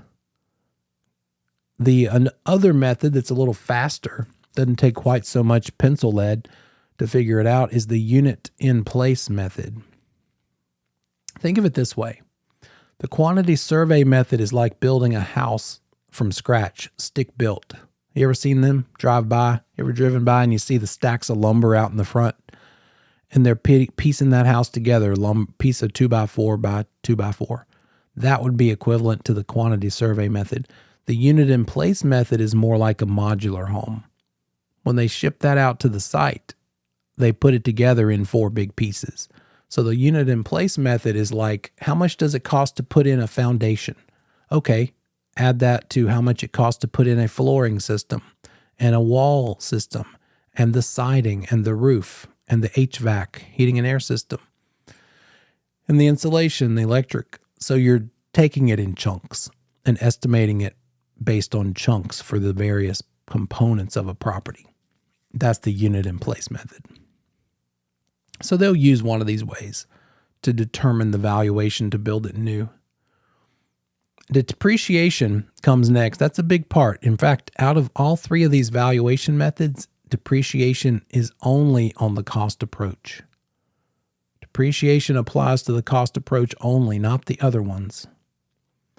We're subtracting for depreciation. Here's how it works. A couple questions. There are different kinds of depreciation. Can repairs be made? That would be considered physical depreciation. Is it curable? Could it be fixed with a new roof, with painting, with routine maintenance? Physical deterioration. The first question is it possible to make repairs? Is it even worth spending the money to do the repairs?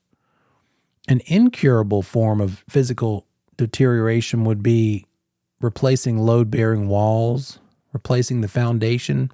Depending on the value of the property, it might not even be worth spending $50,000 to replace load-bearing walls or the foundation. So that would be considered incurable because who would ever pay for it? If the house is only worth 70, are you going to spend 50 to fix it? That kind of thing. Or in this case, cost approach would be talking about like a church or school or something. Functional obsolescence means there's some sort of undesirable design feature. Maybe something that the people don't really care about these days. And something that comes to mind, have you ever been into like a 50s or 60s house and the living room is sunken? Sunken living room, you go down 2 steps. I mean, it's pretty cool, but it's going to weed out a certain segment of buyers. People in wheelchairs, not too happy with a sunken living room, right? People who just don't want to go up and down 2 stairs their whole life. It's just become something that's sort of obsolete, sort of like a tri-level home that I'm in. You're living on the stairs. There's no one level. You've got to always be, I mean, it's better for burning calories, so that's been good, but we're going to be moving to a single level whenever that time comes because I'm over it. So that's sort of a functionally obsolescent floor plan. It's undesirable because of some outdated, perhaps physical or design feature. It could be curable or incurable. It could be curable if it's just like a plumbing thing. Need to update the plumbing system. That can be fixed. Or convert a room. Maybe it's got 5 bedrooms and 1 bathroom. Can you turn one of those bedrooms into another bathroom and make it 4 and 2? That might be worthwhile because that'd be a little bit of a better mix. Incurable things would be like 5 bedrooms, 1 bath, and you can't do it. It would cost too much to turn one of those bedrooms into a bathroom. And you'd have to like build extra addition with roof and footings to have more space for another bath. So that could actually be incurable. Or it's going to be too expensive to run the ductwork to put in air conditioning, and it doesn't have any. And so it's just not worth it to spend 30 grand putting in AC on something that's not worth that much more. So that would be considered incurable. And then the one that's never curable Always incurable is called economic obsolescence. And that means you're close to something undesirable. And in Concord, I've already told you, some neighborhoods are near the drag strip, the speedway, and the landfill. Those have economic depreciation, right? Because they're incurable. You can't move those other things. The house is where it is, outside the control of the owner, that it's right down the street from those things.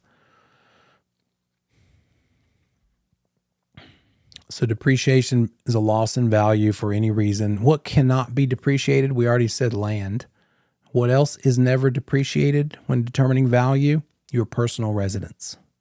Depreciation happens during the cost approach. The cost approach is used on unique properties, churches, schools, government buildings. You might run across this, the age-life method of depreciation. It compares a property's effective age with its economic life. Its effective age, well, first of all, let's take it in order here. What is the economic life? The idea is the economic life of the property declines from 100% down to 0%. They depreciate it evenly. They don't say like on year 1, it depreciated by 5, and then year 2 it was by another 7, and year 3 it was by 30. It's just a straight line, sort of like a tax deduction. They just take it straight line method at an even rate over the time that it's been in existence. The effective age has to do with, it's sort of like a human, right? A human that works out versus a human that never works out and eats at McDonald's all the time. You might be 40 years old, but your body feels like it's 60 years old because you didn't take care of it. The effective age of your body is 60. The chronological age is 40. Same thing for houses.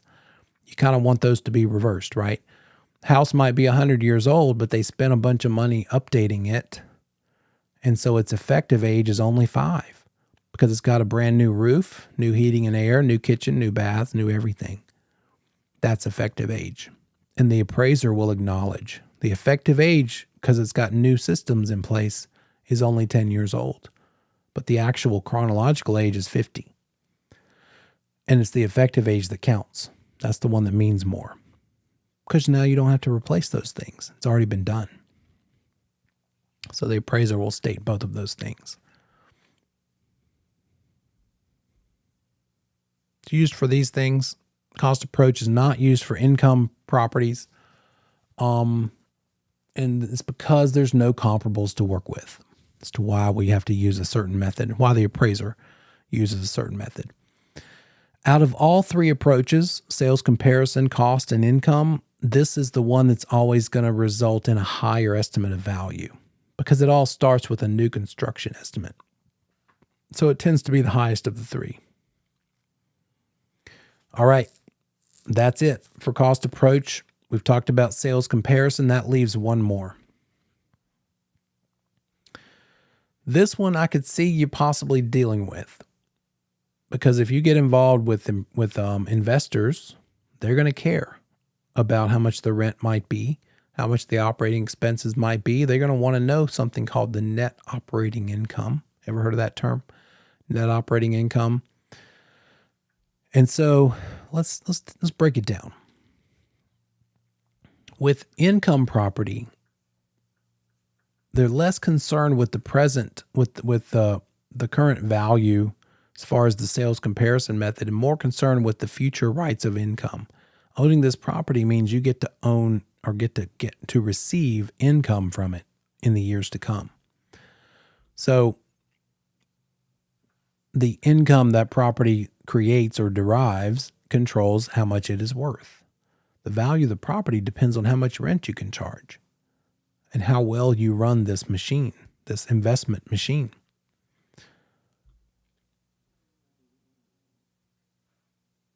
So based on the net income, it could be a rental home, just a single family that you're renting. It could be a duplex, could be an office complex or motel, apartment building. I usually use an example of a 100-unit apartment building. It could even be a shopping center with anchor stores. Whatever's producing income property. Here's a formula that you'll see in your material. And here's the relationship of the money that you make and how it turns into this thing called net operating income. Let's break it down. The acronym is GIVEN. The GI stands for the most you possibly could earn if every unit in that 100-unit apartment complex or 2-unit duplex or whatever it might be in between, if every unit were occupied, all 100 units at $2,000 a piece, how much potential income is that? 100 units times $2,000, that's $200,000 a month if you rented all 100 apartments. That's the gross income, the most you possibly could get if every unit was rented at the same time. But real life kicks in, and every unit is not rented at any given time because there's going to be some that are vacant. It's called the vacancy rate. In fact, it's probably better, and you're probably making more money if you have some units vacant instead of every single unit rented out. Why does that matter? Why did I even say that? How could you make more money with less units being rented? The idea there is, if you have a couple of units that are not rented, it's probably because your rent that you're charging has kept all units from being rented. And so you're making more for those 95 that are rented because you're asking more money per unit. If you lowered your rent so that it was 100% occupied, you'd probably be making less money, even though they're all being rented. So the idea is a healthy amount of vacancy is probably around 95 to 96 or 7 out of 100 or percent. Whatever it is, we need to subtract it. You take the gross amount for the whole thing, subtract out the vacancy, subtract out the operating expenses. How much does it cost for utilities? Maybe you have an on-site manager, a repair person. You've got to pay some things, just like in real life as adults, we have to pay the bills. So paying the bills of this investment property.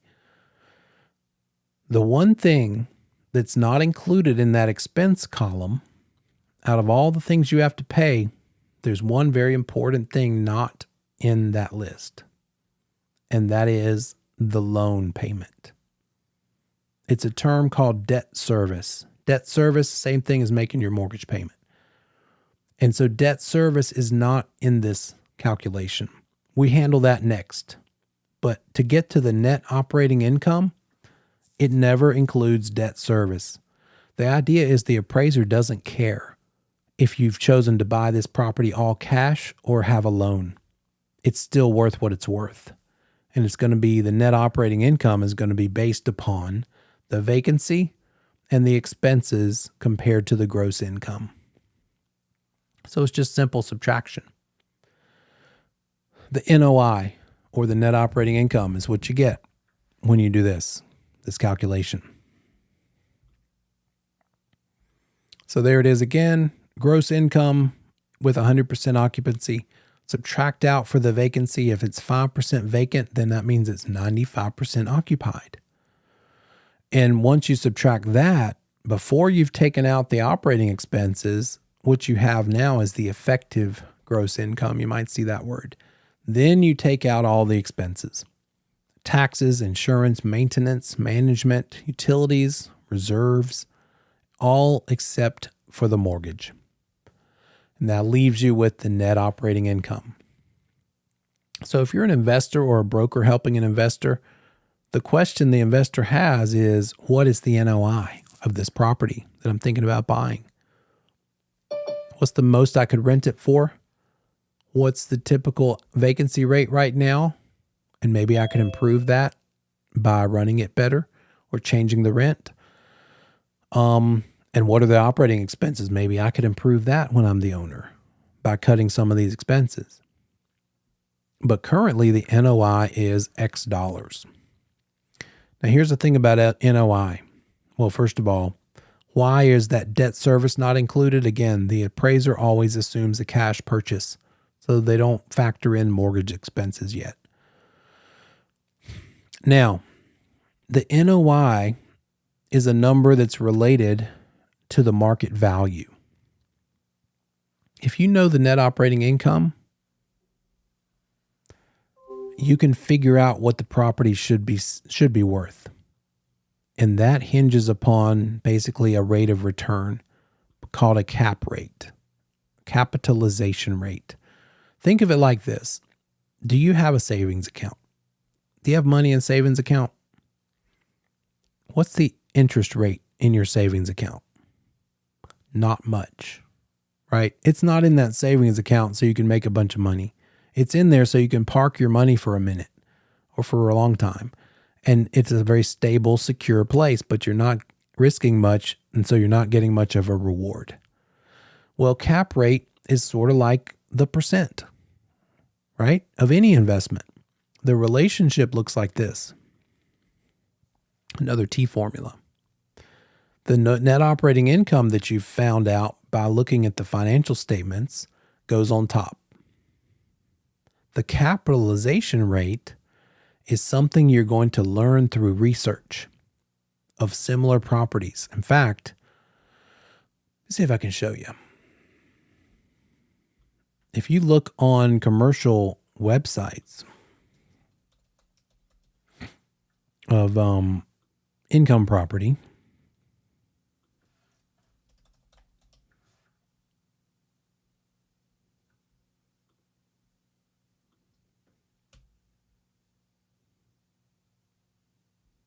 oh, there we go.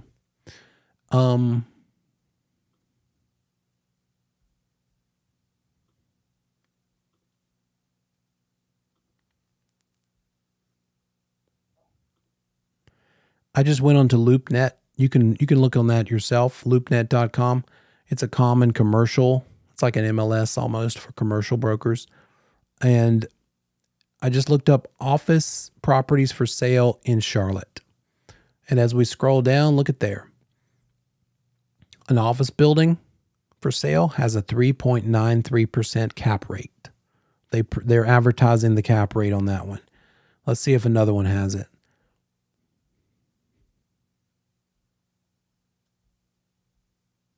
I got lucky. I bet there's an 8% one. On Westinghouse, there's an 8% cap rate. So by doing your research and seeing what similar properties have as cap rates, capitalization rates, you can then go back to the property you're thinking about buying. And if you know that the net operating income is $252,000 and the cap rate for properties like this one is 8%, just do the math.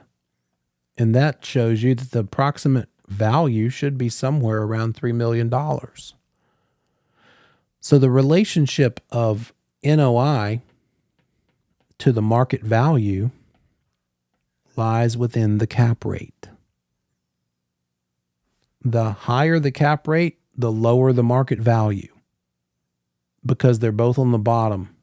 And that's the relationship of both of those factors on the bottom of the circle formula. Now, what if you're trying to figure out the cap rate for similar properties? You don't have an easy way to find that out, but what you do know is you have maybe a list of 12 or 20 properties that have sold, office properties that have sold recently. And what you do know is the net operating income for each of those through their financials and what they sold for or the sale prices. And you know, one sold for $3 million, another sold for 2.9, another sold for 2.7, another sold for 3.1. You could do the math and take that 252 and divide it by each of these things, 2.9. That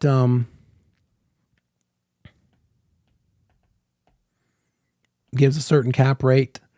And then this gives a cap rate, and this gives a cap rate, and this gives a cap rate. And you could basically average your way into realizing that an office complex in this city with this many floors looking about like this type of condition is a cap rate between 9 and 10%. Then you can take that estimated cap rate and then go out and look at properties that are for sale and get the NOI from the financials, divide them by that cap rate that you have concluded, and then figure out what it should be worth. So it's a good way to estimate, one of many ways to estimate the value of property. So what you need to know for this class is net operating income is related to market value this way. NOI divided by cap rate equals market value. In any of the iterations of this circle formula, market value equals NOI divided by cap rate. Goes that way too. Well, that's the same thing. Sorry. Let me do it another way. Cap rate equals NOI divided by market value. And then market value, well, we did that one already. So just know that relationship. So let's look back at it again.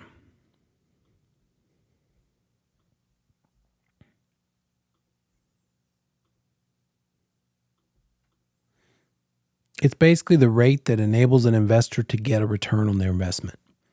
And it's just it's what an investor looks at, one of many things, to figure out, is it worth it?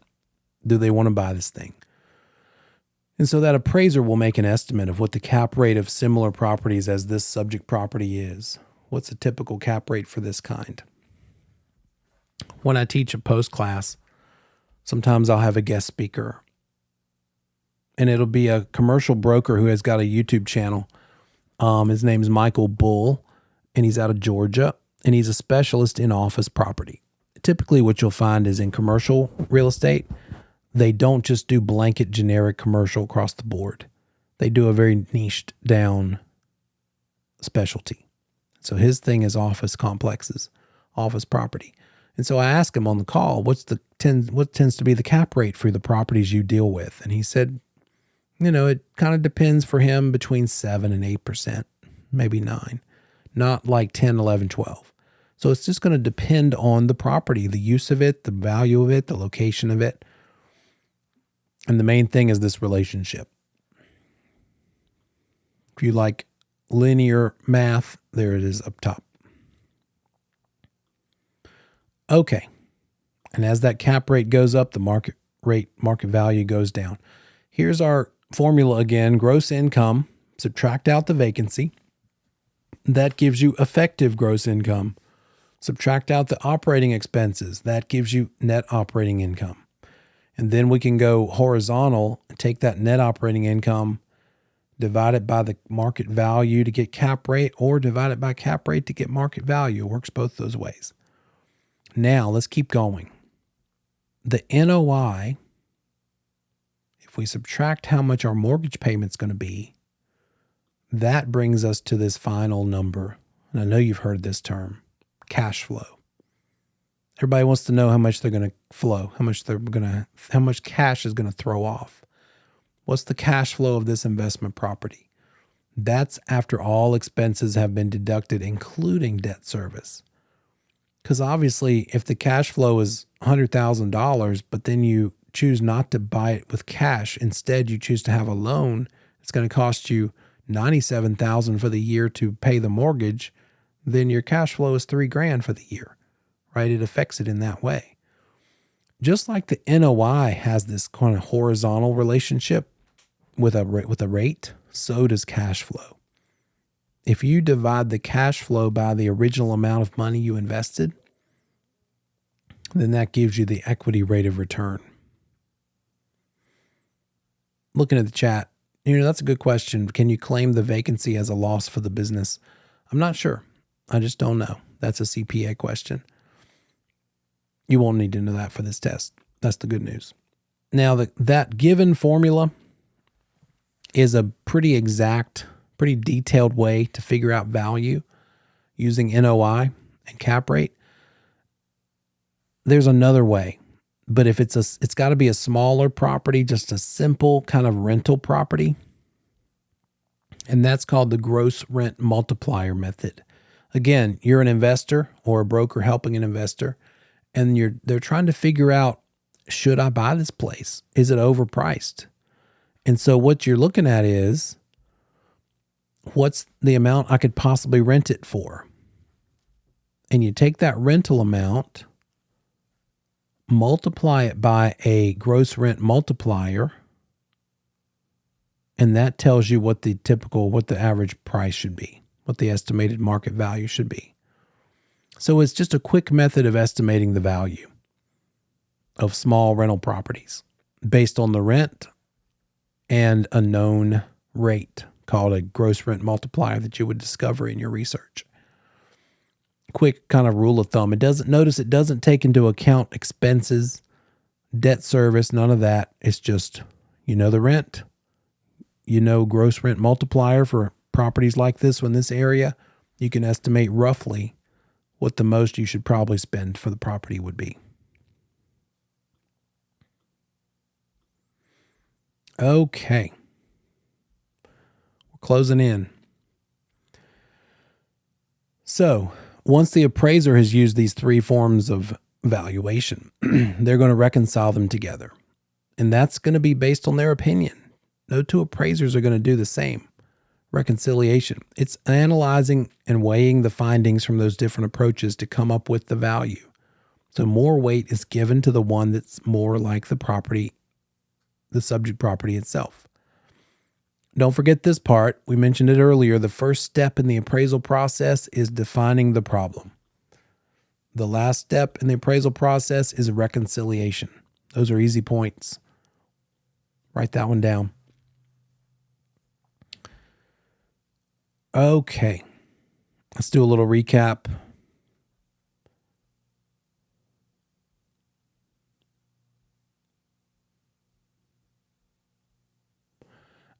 Mitch and Mary want to sell their 3-bedroom, 2-bath home.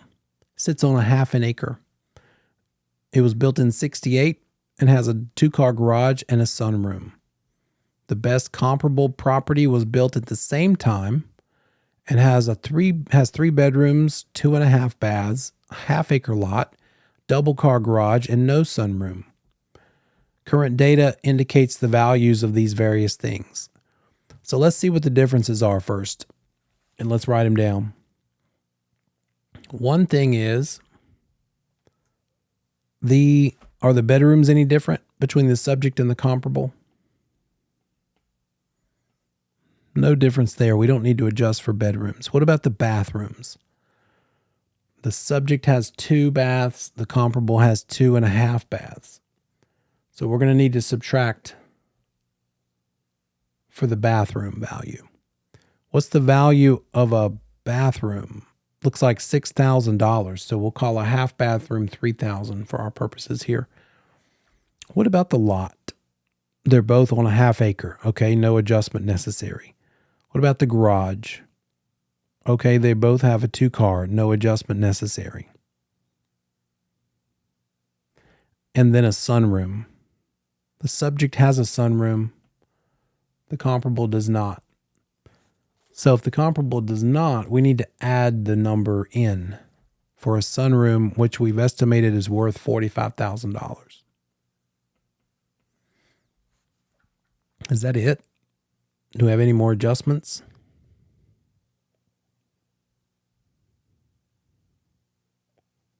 How much did that comparable sell for? Do I have that info here? Oh, it doesn't matter. Because the question is, are we adding or subtracting, and how much are we adding or subtracting? So let me show you what I've got. I added the 45 and I subtracted the 3. So when you do those together, that means a net addition to the comparable of 42,000. So we're going to add 42,000. So we're adding it. Are we adding it to the subject, or are we adding it to the comparable?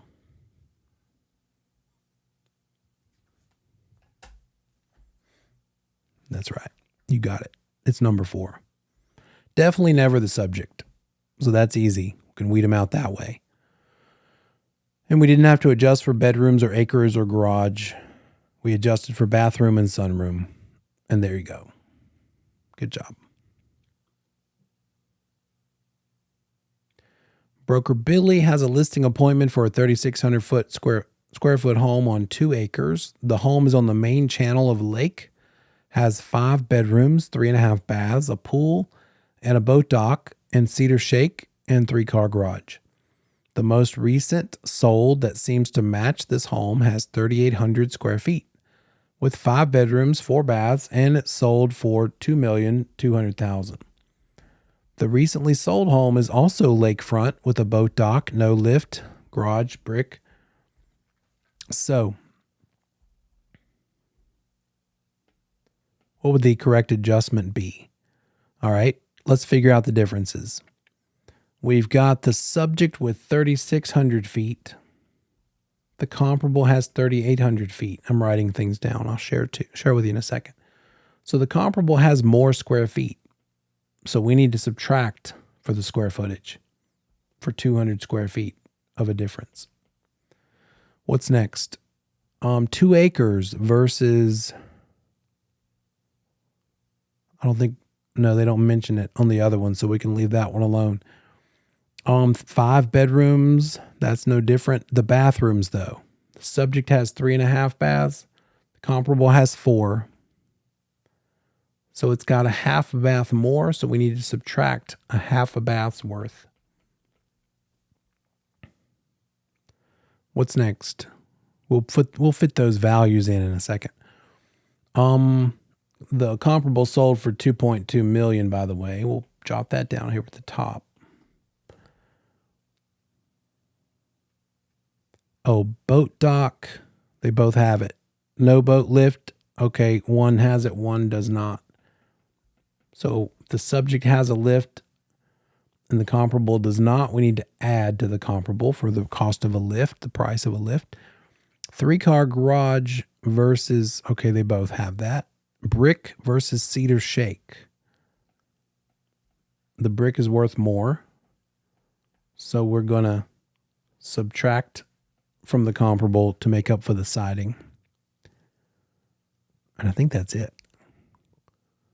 So, going down through the lists, let's see, do we need to add the value of a half bathroom to that comparable?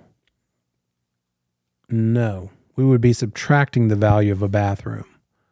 Let's look at my list here, see if it matches up with yours. I've got here various adjustments. And so for the bathroom adjustment, we'd have to be subtracting. So it can't be answer choice number 1 because we'd need to subtract. And answer choice 1 says adding. What about number 2? Add the value of a 200 square feet. Okay, square footage is here. Nope, we're not supposed to add for the square footage on this one. The comparable's bigger, so we need to subtract. So number 2 can't be right. Number 3, subtract the value of square feet. Okay, that's right. Subtract 200 square feet worth. That's good so far. Subtract a half a bathroom. That's good too. From the comparable. 3 seems like a good one so far. Number 4, subtract the value of a boat lift. Nope, that's not right because we needed to add the value of a boat lift. So best answer choice is 3. We're subtracting the value of a 200 square footage difference and subtracting for the bathroom. See how we did that? Just kind of went down through the list and saw what needed to be done to the comparable price to adjust it properly. So we didn't really have to do any math. We just had to know what to do with the various amounts.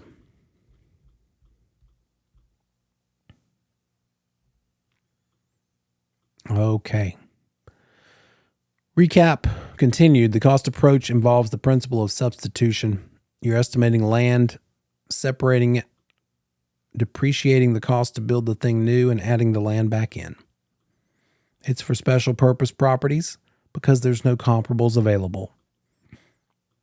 You're estimating building costs depending on does it need to be reproduction value because it's historic or just replacement value because it's not historic. And then those are the various methods.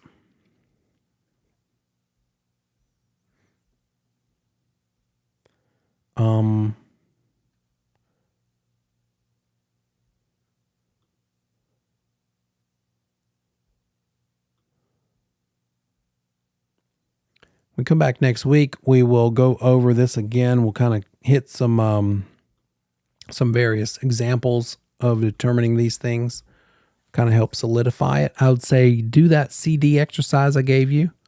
Between now and then, keep working your way through this chapter and bring me your questions on the midterm or the quarter term. And just keep at it. For those of you who have test taking anxiety, don't forget the learn, test, pass option, right? You can pay extra, like 50 or 75 bucks to have access to their bank of 1,200, test questions. And that's really a good thing to start doing a lot of, is taking practice exams. We give you some, but that's a whole lot more exposure. So something to consider. Besides that, let me know of your questions or concerns along the way. And I hope you have a great weekend. And I'll see you next week.